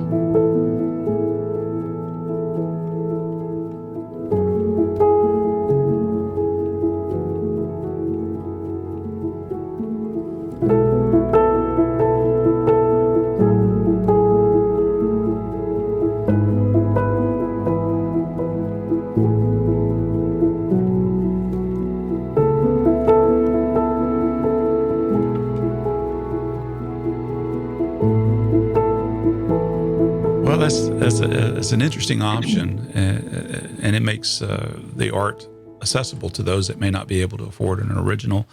And it may not even be a matter of affording. It's just there is only one original of an image. Right. And so if someone else wants to enjoy that, the only way you're going to do it is by having a print of it. So yeah. It's definitely another option. And there was a time I worked with this company, and they sold prints to hotels in office buildings. So I'd get a call from them, say they want a certain image and X amount for this corporate office. And so I did that for a while, and that sort of went away, but it was, that was interesting. That's what got me into the print making of some of my work. I don't do it very often. I might do one image every couple years. So I limit it pretty Well, I appreciate you letting me go down that rabbit hole. I haven't explored that with anyone yet, so I thought that. Thank you. I appreciate that. You're welcome. Yeah. So you mentioned too that you've been out plein air painting. What's your latest adventures with that? Well, a lot of them more close to home these days. Yeah. So I haven't really traveled. I'm missing the travel this year. Typically by this time of the year, I would have had 20,000 miles on the car from road travel. This year, it's way down. So just mostly painting in my vicinity. Unfortunately, where I live in the Denver area, there's mountains are close by. I was out just yesterday at a place called Bear Lake Park, and there's some beautiful lakes with mountain views. It's up at the foothills of the Rockies, and just beautiful fall color.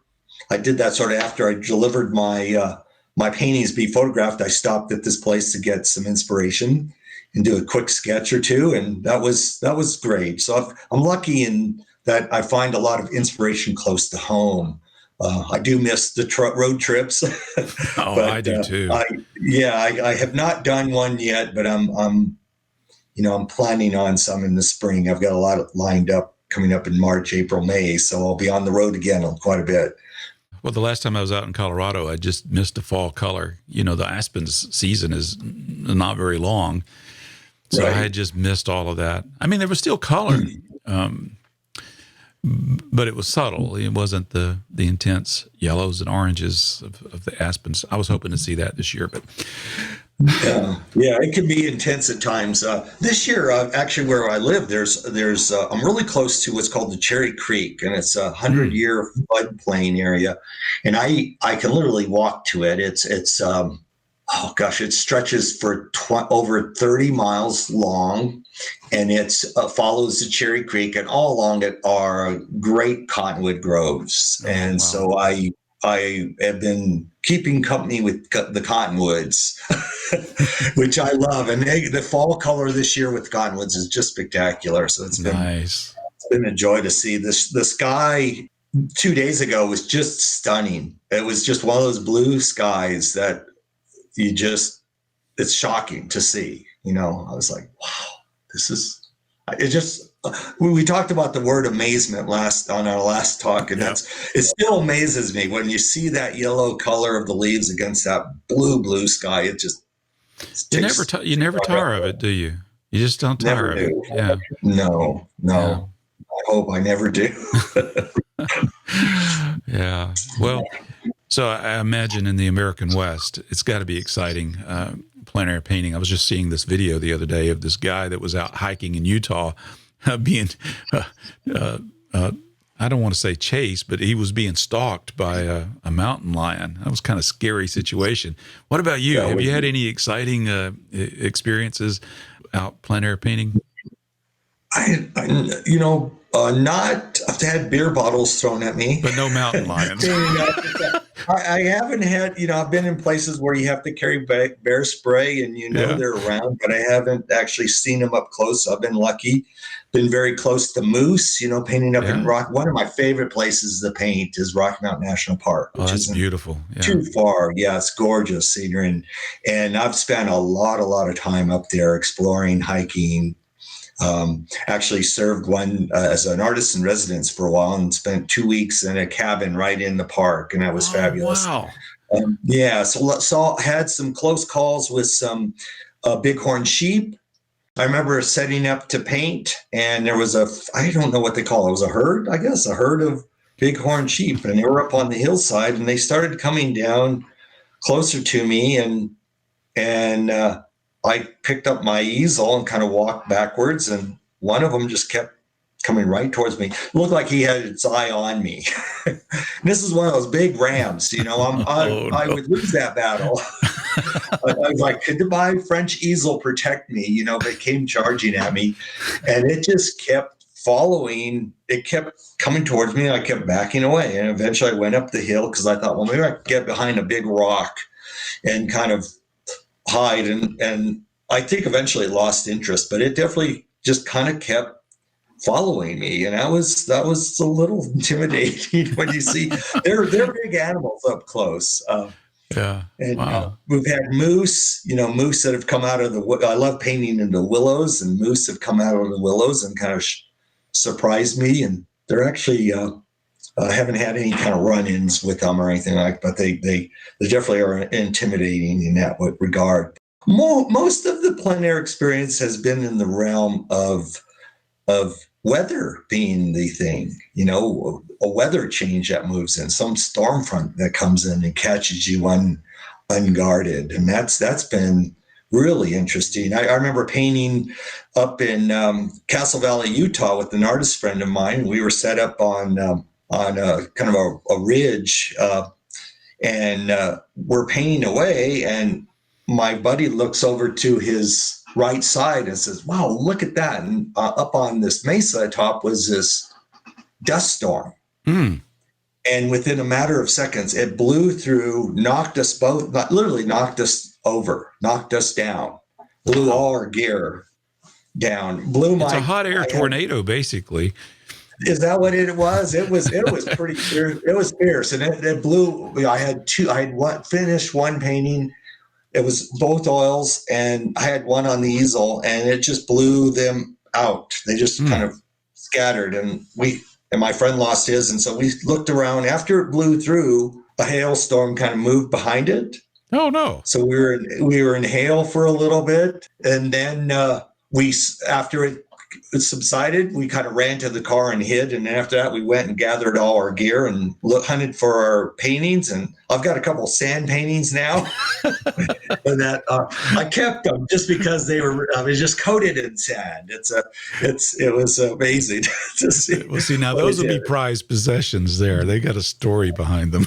It really was. But this is something that we stuck around and waited for the storm to bypass. And I remember while we were waiting, I remember years ago when my art mentor, Ned Jacob, said, some of the best stuff happens after a storm passes. So we waited it out, and oh my gosh, the light came out of the clouds, hit that red rock mesa, and I think I did one of the best paintings I ever did. Did a sketch of that. Ended up doing a big, large painting of this scene of the clouds lifting over the mesa and the sunlight hitting it. It was it's just spectacular. So I always, whenever a storm comes by, I know we just kind of hunker down, wait it out, and the best stuff happens right after it. So I know you've mentioned Ned Jacob a couple of times, and I've heard his name mentioned by other artists. I've never had the privilege of meeting him. He sounds like a very inspiring individual. I'm kind of curious about some of your influences. I know you've mentioned Ned, but I'd like to explore that a little bit with you. Who are some of the people that have inspired you as artists? Sure. Well, Ned definitely was one of the early ones. Believe it, it's interesting. But while I was still in high school, a high school friend of mine opened up this art book he had purchased in Santa Fe at the Plein Gallery. And I was not familiar with that gallery or this artist at all. And it was Ned Jacob's book, Sacred Paint. And Ned had just had his exhibition at the Plein Gallery in Santa Fe. And so I'm paging through this book, and just his work just hit me like a ton of bricks, just like, wow, this is just another one, not only inspiring to see the work, but inspired another fire, like, oh my gosh, how does someone paint like this? How do you do that? It led me to actually visit the Plein Gallery as a high school student, discovered that gallery, and they were very kind. I would go in there and ask to see Ned Jacob paintings, and they would pull them out. And here I was, 17. They knew you weren't going to buy. They knew I wasn't going to buy.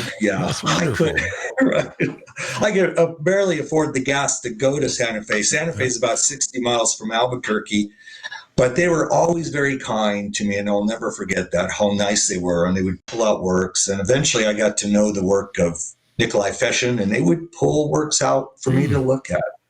Very nice. Wow. I mean, I don't know a lot of galleries that would do that. I hope they all do that, but for a young artist, I guess they saw my joy in my eyes or something. So so that's where I first got to see Ned's work in person. kind of left it at that. I didn't know if there'd be any other dealings, and then shortly after that, I moved to Denver and we talked about that, to study at the Colorado Institute of Art, and eventually found out that Ned Jacob had moved from New Mexico to Denver and lived in Denver for a while. And eventually I got to meet Ned through other artists that I got to meet, and ended up getting to paint with him in his studio, which was in downtown. A few times, got to do some sketch classes. He was a master at drawing, and one of the artists that really advocated drawing. Drawing was key to everything. I remember coming to him, this was years later after gotten to know him, and I had just discovered the work of Maynard Dixon, and I pulled out this book and showed Ned, and I said, how does someone paint like Ned? And Ned said, well, you got to be able to draw like Maynard Dixon. And that was always the key. If I ever had a problem with any painting, he would always point to, well, drawing. How's the drawing in that? What's going on with your drawing? What are you doing with your drawing? So it was good to hear that, and still is good advice to this day. I got to meet him and do those things with him, and then eventually he moved away from Denver and moved back east, back to his hometown in Maine, and that's where I believe he still is today. But saw him a few times on his trips back west. He'd come to Denver, and I'd get a chance to visit with him, or he'd stay with friends that had mutual friends in Santa Fe, and got to stay with them, and while Ned was visiting, and enjoy conversations. Always inspiring, not only his art but his stories and what he represented, and how he felt about what it meant to be an artist. It really felt it was a true high calling and important, and that if we were going to do it, we should have those same feelings about it.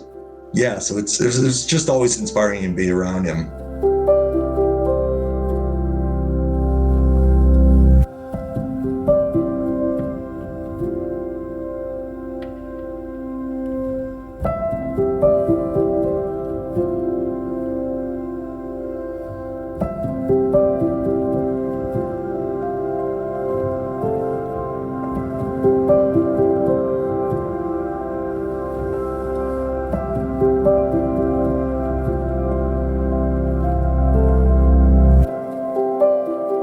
Are there any other influences? I know, I think that's fascinating, what you were talking about with the lessons that you learned with Jacobs there, but anyone else that really stands out in your mind that there's so many.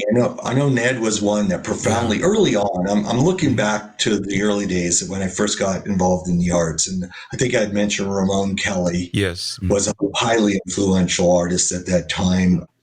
One of my major influences, growing up in Albuquerque, New Mexico, I used to hear the word of an artist named Wilson Hurley. Ah, yes. Wilson Hurley. Yeah. And he was, and I hate to say this, but not knowing much about the art world at all when I was young, I thought he was kind of like a deceased master.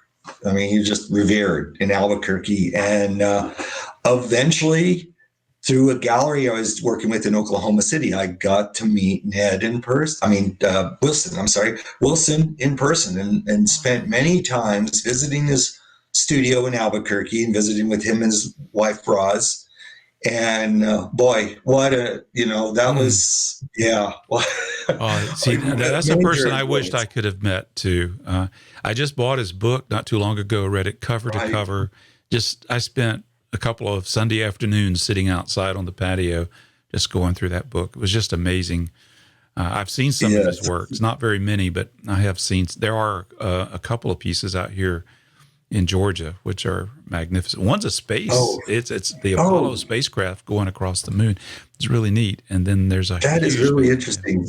Yeah, he being he was a pilot. Really interesting backstory to him. I mean, it just had wonderful conversations. But speaking of the space scenes, I remember being in his home once, and he had this painting of the moon with one of the lunar Apollo. I think they're called the capsule. Yeah. capsule. Is that what they're called? Well, the spacecraft. We'll the stick with that. spacecraft, the little small spacecraft, and we were talking about this painting and about the way the light on the moon was hitting, and he mentioned that he actually had the astronaut Harrison Schmitt come out to take a look at the painting and see if that felt right. Harrison Schmitt we were lucky. He would actually talk to our high school class, our graduating class. He came out and spoke to our graduation class, but he's one of the Apollo astronauts. He was the only geologist to go to the moon. Yeah. Was he really? Yes. Interesting. Yeah. So, I mean, what a resource for Wilson to be able to call him up and say, come out and look at this painting and give me your feedback. I wonder if that's the same painting that's hanging out at the Telos Museum here in Georgia. It's mostly the moon. I mean, it's the majority huge. Of the and then the spacecraft is real tiny like this. That's got to be orbit. The piece. That sounds like the painting. Exactly. That sounds exactly like it. I'll send you a photo of it and see if it's the same one. Please do. Please do. Beautiful. Yeah. Oh man. Yeah. He knew, and of course he did things with some of the early shuttle liftoffs, did some things with NASA.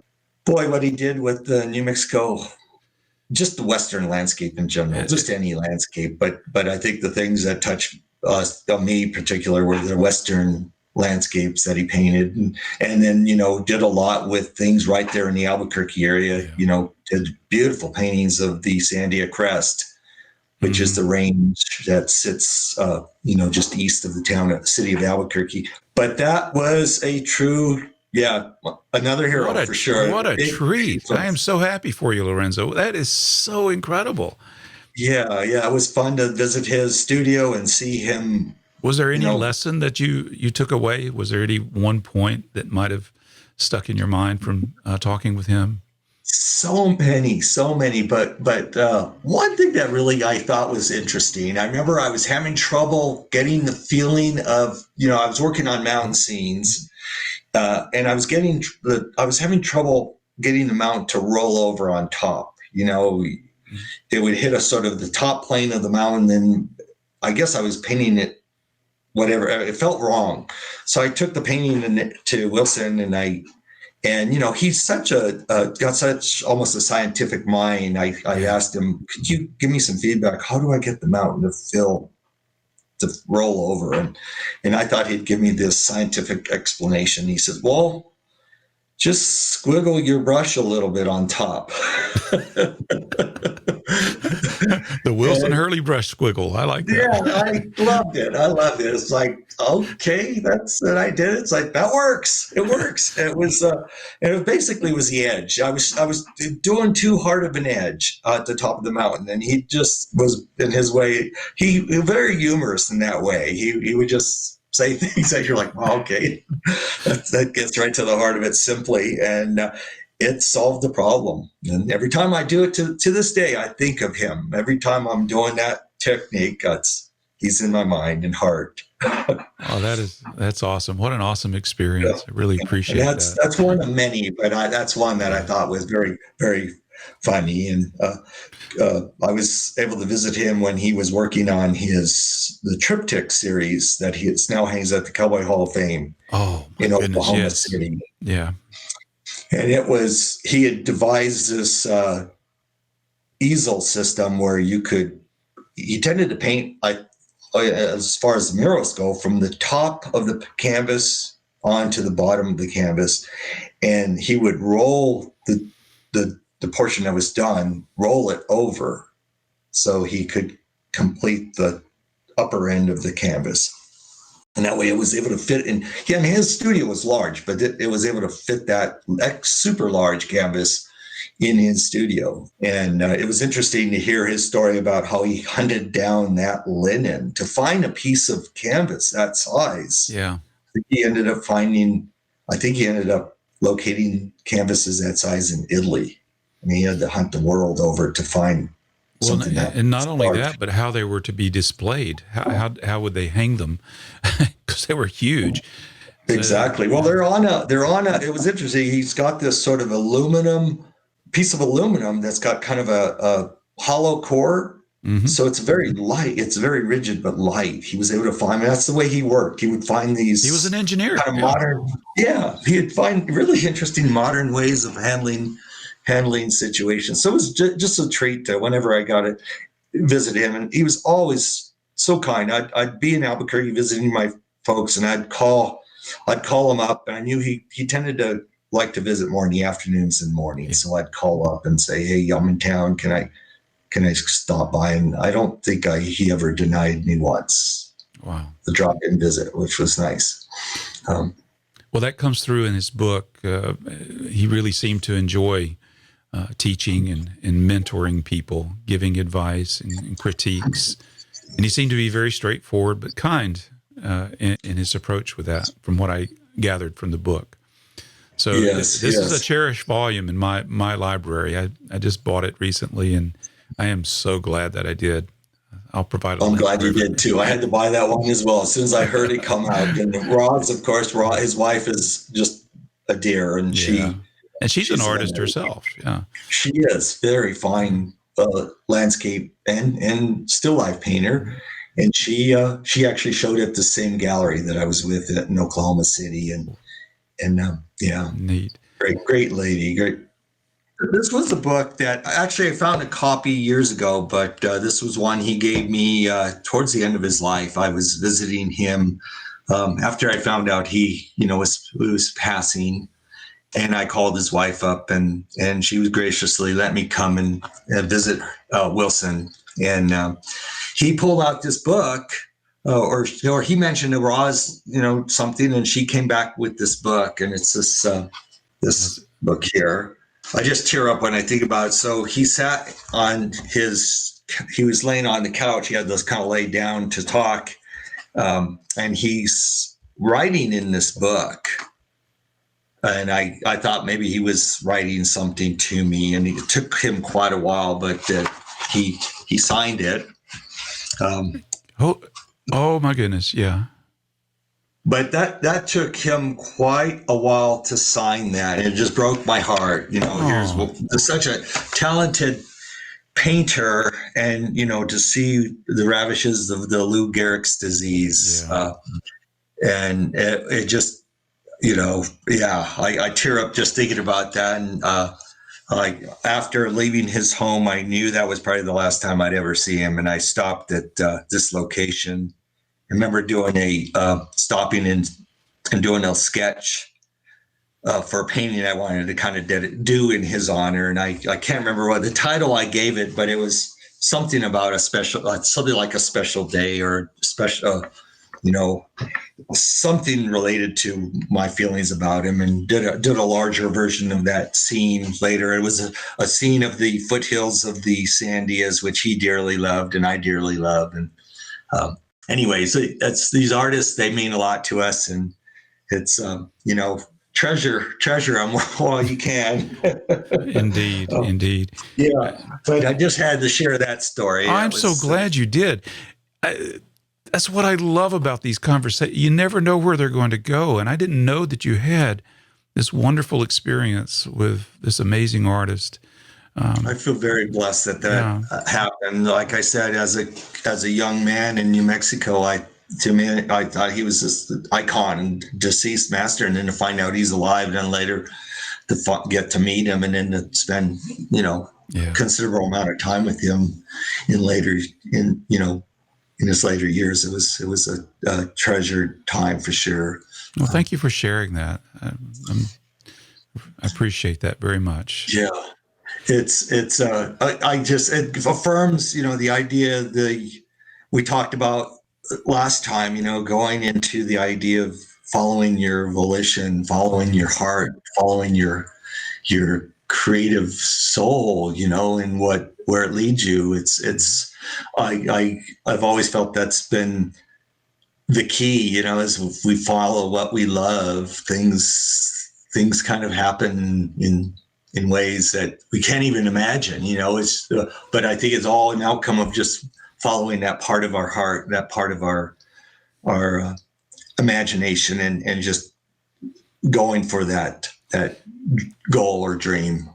Well, one of the things that was inspiring to me about Wilson Hurley's story was the fact that he started painting much later in life. He was in his mid-40s, I believe it was, when he started painting full time. I mean, he'd always had an interest in art, but it was later in life when he started pursuing it full time. And that's an inspiration to older folks such as myself, that he got a late start. But boy, he was prodigious with what he produced. It's just amazing. Yeah. Yeah, it is amazing. And it was quite a leap of faith to say it's art. I'm going into art. He gave up a lot to pursue that dream. And we've been blessed with, the world's been blessed with a lot of his creative works because of that. So he painted very large. Were you inspired to start painting larger paintings from that?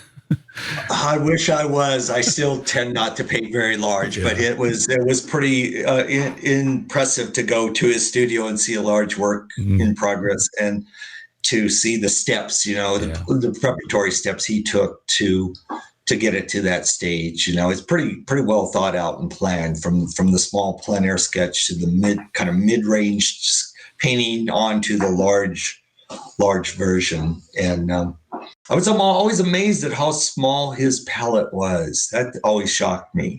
I don't think it was larger than 16 by 20, the size where he mixed his paint. Yeah. That always surprised me. But I wish I had paid more attention to colors on the palette. I don't think I should have looked it up. And I do remember thinking they were more colors than what I was used to. Coming from my other mentor, Ned Jacob, who worked with 4 colors. But Wilson's palette seemed very lavish compared to that. And I'm sort of somewhere in between. I think I have 9 colors on my oil palette.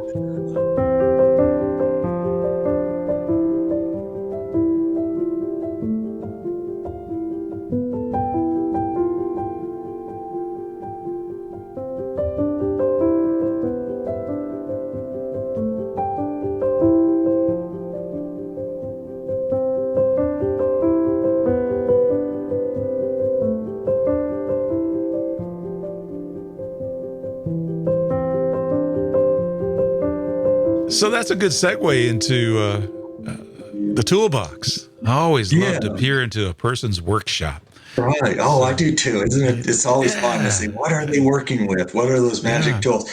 Well, a lot of it was influenced by the oil palette. I think we had the discussion about me doing oils and then quitting oils for 25 years and just working with pastel.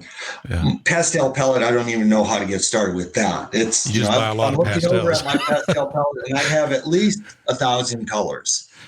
So it's pretty lavish compared to my oil palette, which has 1, 2, 3, 4, 5, 6, 7, 8, 9 colors. Well, so if someone wants to get started in pastel, I mean, what direction would you send them? What kind? What colors would you get? Right. I know there's hundreds of colors available. It's not the same as mixing tubes of oil color. But what would I get started with if I were going to explore pastels? Right. If you were starting now, I would recommend. I started with the full set of Rembrandts. It was 300-piece set, and it's relatively affordable set. And that's how I started. I would do it again today. I'd advise people start with the Rembrandts. The 300 will get the ball rolling. It doesn't complete the package, but it really helps to start with that. In addition, because I do teach a lot of plein air workshops and I do teach a lot of workshops for pastel societies across the country. And the pastel people definitely, they're a whole different, it's all the arts, but there's a neat group of people as well. Very, very unique, and about the paper surfaces and the different pastels. There's so many different brands to use. Some old brands that have been around for quite a while. Giraud is one that I think they started making them in 1750. Wow. Pastels. So some of the pastels, an old medium. It really is. I mean, Leonardo da Vinci used pastel. Then it was very limited in colors. So you can do very limited colored works with pastel, like the old masters, just with sepia tone and ochres and white and black. It's amazing what you can do with just that. Paper surfaces is that's a whole nother area, just like the oil painters with the canvases and things like that. But today there's a wonderful number of resources. This magazine, Pastel Journal, Maggie Price started that, and she was in Albuquerque. And she founded the magazine devoted to the medium pastel. It's a great resource for people to learn more about the medium. There's numerous pastel groups across the country. Probably there might be one in your area. Oh yeah, there's a number of pastel artists in the Atlanta area. Yeah, I'm not one of them though. It's not that I don't like the medium. I've only got so much time to learn certain things. I would love to explore it maybe in the future, but it's just I can't do it right now. I just don't have the personal bandwidth to master yet something else. I'm still just learning how to do oil paints, and and I feel like that journey has just begun. So, right. It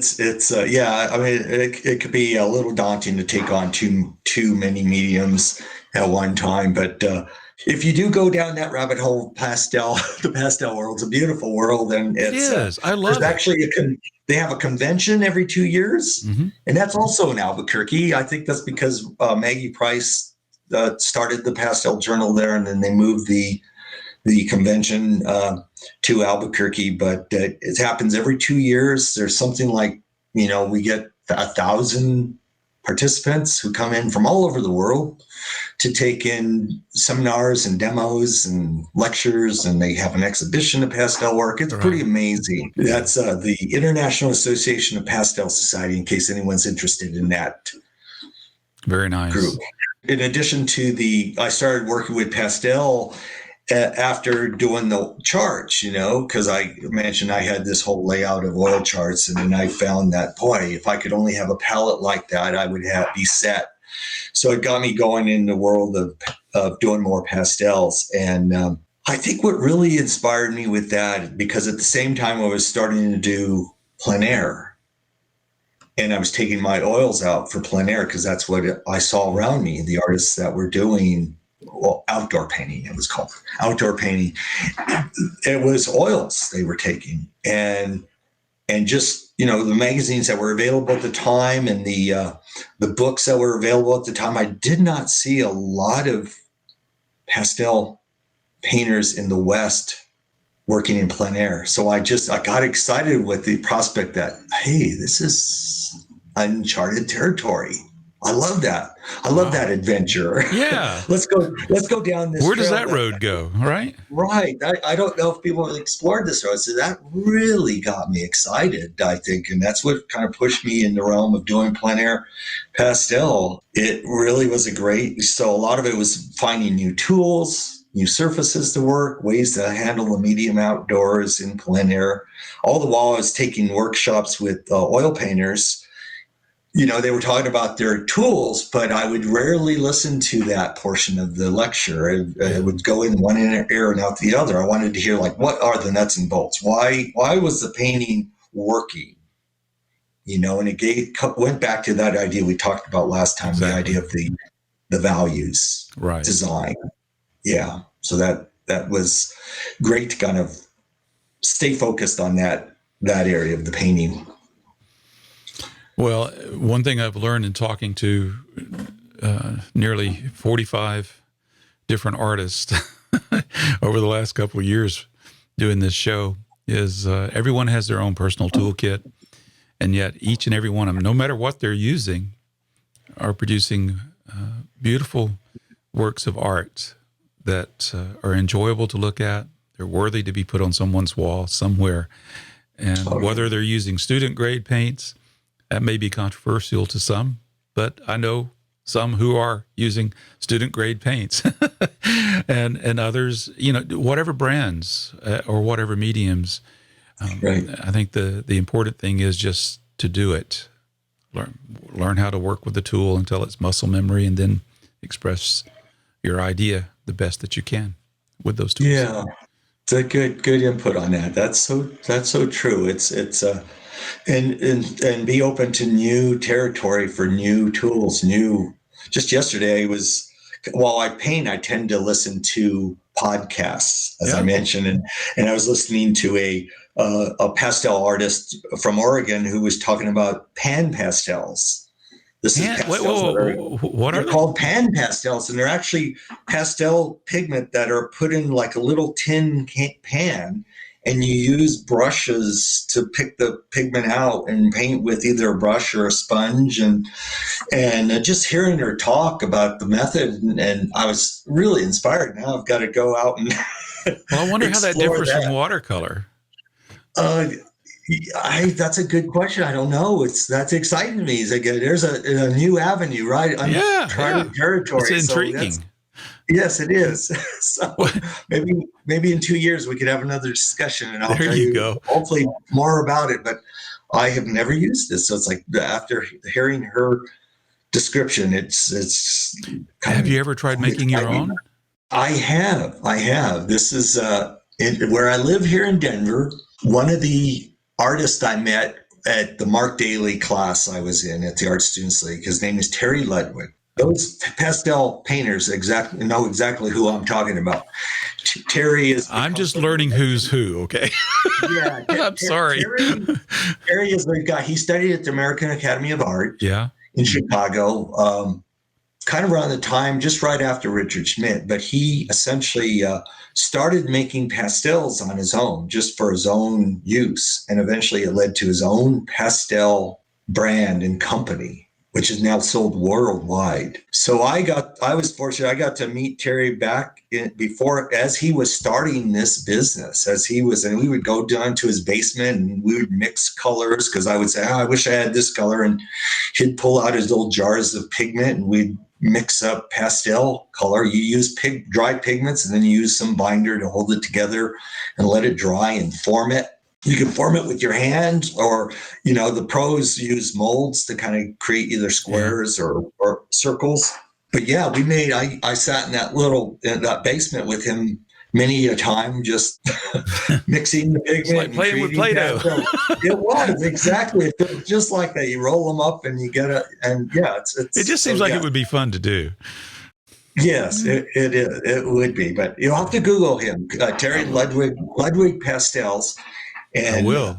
Yeah, later on when he got into the pastel making industry, now those little jars of pigment were big, large gallon, 20-gallon containers of pigment. It's amazing how. Oh, there's so many rabbit holes we could explore, Lorenzo. You know that, don't you? Exactly. But I think it's good to get your hands into pastel, to touch it. What we do is so tactile, and both the oil paint or the pastel, and pastel definitely because you're holding it with your hand. There's sort of each pastel's got a distinct feeling to it. You have to just feel it in your hand. You have to touch them. And the closest I've come, okay, I have a collection of RF paint sticks, oil paint sticks. Okay. Those are fascinating. I haven't produced any work that's worth showing anybody, but I got to tell you, they're a lot of fun to play with. They are. Yeah. I mean, you're forced to be loose. You're forced to make broad strokes. You're not going to dibble with, little details with them, but they're just remarkably a lot of fun to play with. Yeah. They really are. And pastel can almost feel like you're going back to childhood in a way. Yeah. Last night we babysat our granddaughter, and she was we had her drawing with crayons, and it's like, that looks so fun. Let me get down there and do it too. Yeah. And pastel, because it's a hand kind of thing. It just definitely has that same quality of, it's just such a direct touch from the pigment to the paper. It's a joy to have that in your hand, and if you enjoy that feeling in your hand, that pastel, then you're meant to do pastels. Well, Lorenzo, it's been such a delight speaking to you on these two different occasions. Covered a lot of ground, and I feel like when I talk with you, there's a lot more adventures that we can go on verbally in conversation here. But I better stop it at this point so that we can save some more for the future. I've really been grateful to have you on The Artful Painter. Thank you, Cole. I'm grateful for this opportunity, and keep up your inspiring work. Appreciate it.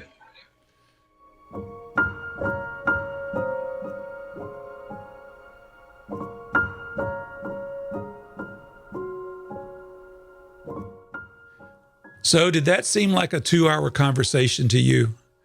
I tell you what, I so much enjoyed talking to Lorenzo. And the truth of the matter is, we talked for hours. And one of the reasons it took so long to get this episode out was there was just so much material. I just couldn't include it all. But this is the meat of it. 2 hours of fantastic conversation with Lorenzo. Be sure to check out his website, lorenzochavez.com. Now, one of the things I really appreciate about Lorenzo is he loves books about art, but not just about art, photography and history and other topics. And I tell you what, we went down a few rabbit holes, and I had to cut some of that out. There's just not enough time. I think, and we forget too that this is primarily an audio podcast. And that's true. There is a video component for this episode. But the problem with that is you forget that those that are only hearing cannot see what we're talking about. So what I'm going to do in the future, I think I'm going to have to get Lorenzo back on. We'll have to do a live stream. We'll do a live stream where we talk about some of his favorite art books. I think that would be a lot of fun. If you would like to see that happen, just let me know. I think it would be fun to hear his book recommendations. Also, the other reason it took a while to get this episode out is we had hurricane. Well, it wasn't a hurricane. It was a tropical storm by the time it hit our area, Tropical Storm Zeta. It knocked out our power. We were without internet for several days. Now, in the grand scheme of things, I mean, we really weren't affected. We had to do some cleanup and that sort of thing. But we were very fortunate. But it did slow us down a little bit as far as getting work done because we didn't have internet access. It's amazing how reliant we become upon such a fragile infrastructure, when you think about it. But I know there was others that had it worse. In fact, an artist friend of mine who lives in Houston, Texas, was telling me about his daughter. There was a previous storm that had come through Louisiana and destroyed her home, her family's home. And then you have all of that damage exacerbated by this second follow-up storm, Zeta. So I know that's not an easy thing for them to go through. So my heart goes out to those that were affected by the storm severely. Before I close out this show, there's a couple of things I want to talk about. One is I have made a brand new batch of sketchbooks for artists. I've made 45 sketchbooks. And you'll be able to order these through my website. They should show up in about a week, but there's 45. That's about all I'm going to do this year. It takes a lot of time to put these things together. But the good news is you'll have your choice of 3 papers. The usual Kraft 80-pound cover stock, which is the same cover stock that Scott Christensen uses, and he shows people when he does his workshops and demonstrations. So it's the same paper from the same company. So that'll be available. But you also have a choice of watercolor paper. I'll be using Fabriano's hot press or cold press. You can choose either one, hot press or cold press. And we'll make sure that the long grain and all that is lined up properly in the sketchbook, so everything is nice and even in the sketchbook. So look for those. They should be available in about a week from the publishing of this podcast episode. I also want to take a moment to acknowledge my associate producers. These are the people who have provided financial support to The Artful Painter. I'm very grateful for them. I have a new associate producer that I want to welcome. That is Cheryl Petty. She's from Canada. And by the way, she's a fantastic artist herself. And so I'm very grateful that she would take the time to contribute to The Artful Painter. Thank you very much. I really appreciate that. So that brings the number of associate producers for the year 2020 to 18. Of course, 2020 is rapidly drawing to a close, but I am very grateful to each and every one of my associate producers. These include Cynthia Agakokleus, Kelly Bailey, Alan Bloom, Sandra Shook, Jeffrey Eichhoff, Richard Husband, Brent Kimber, Deborah Martin, David McNeil, Jonathan McPhillips, Jim McVicker, Margaret Miller, Debbie Mueller, Cheryl Petty, Jill Rifato, Frank Wash, Shirley Williams, Colleen White. I am so grateful to each and every one of you. Thank you so much. Your generosity does make a huge difference to this show, so thank you. Thank you very much. I appreciate it. If you would like to join the growing ranks of supporters of the Artful Painter, please visit carlolson.tv and click on the Donate tab. That brings us to the end of this edition of the Artful Painter. Remember, while sometimes life may hand us a cactus, it doesn't mean you have to sit on it. Paint what you can, when you can. Thank you for listening.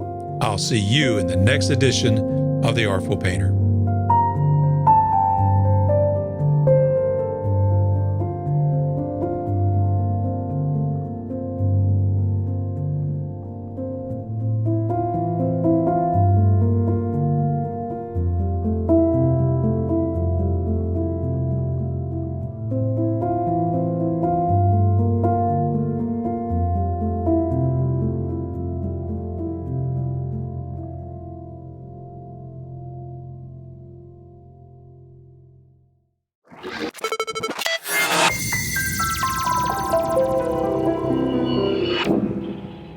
And we're getting a picture on the TV.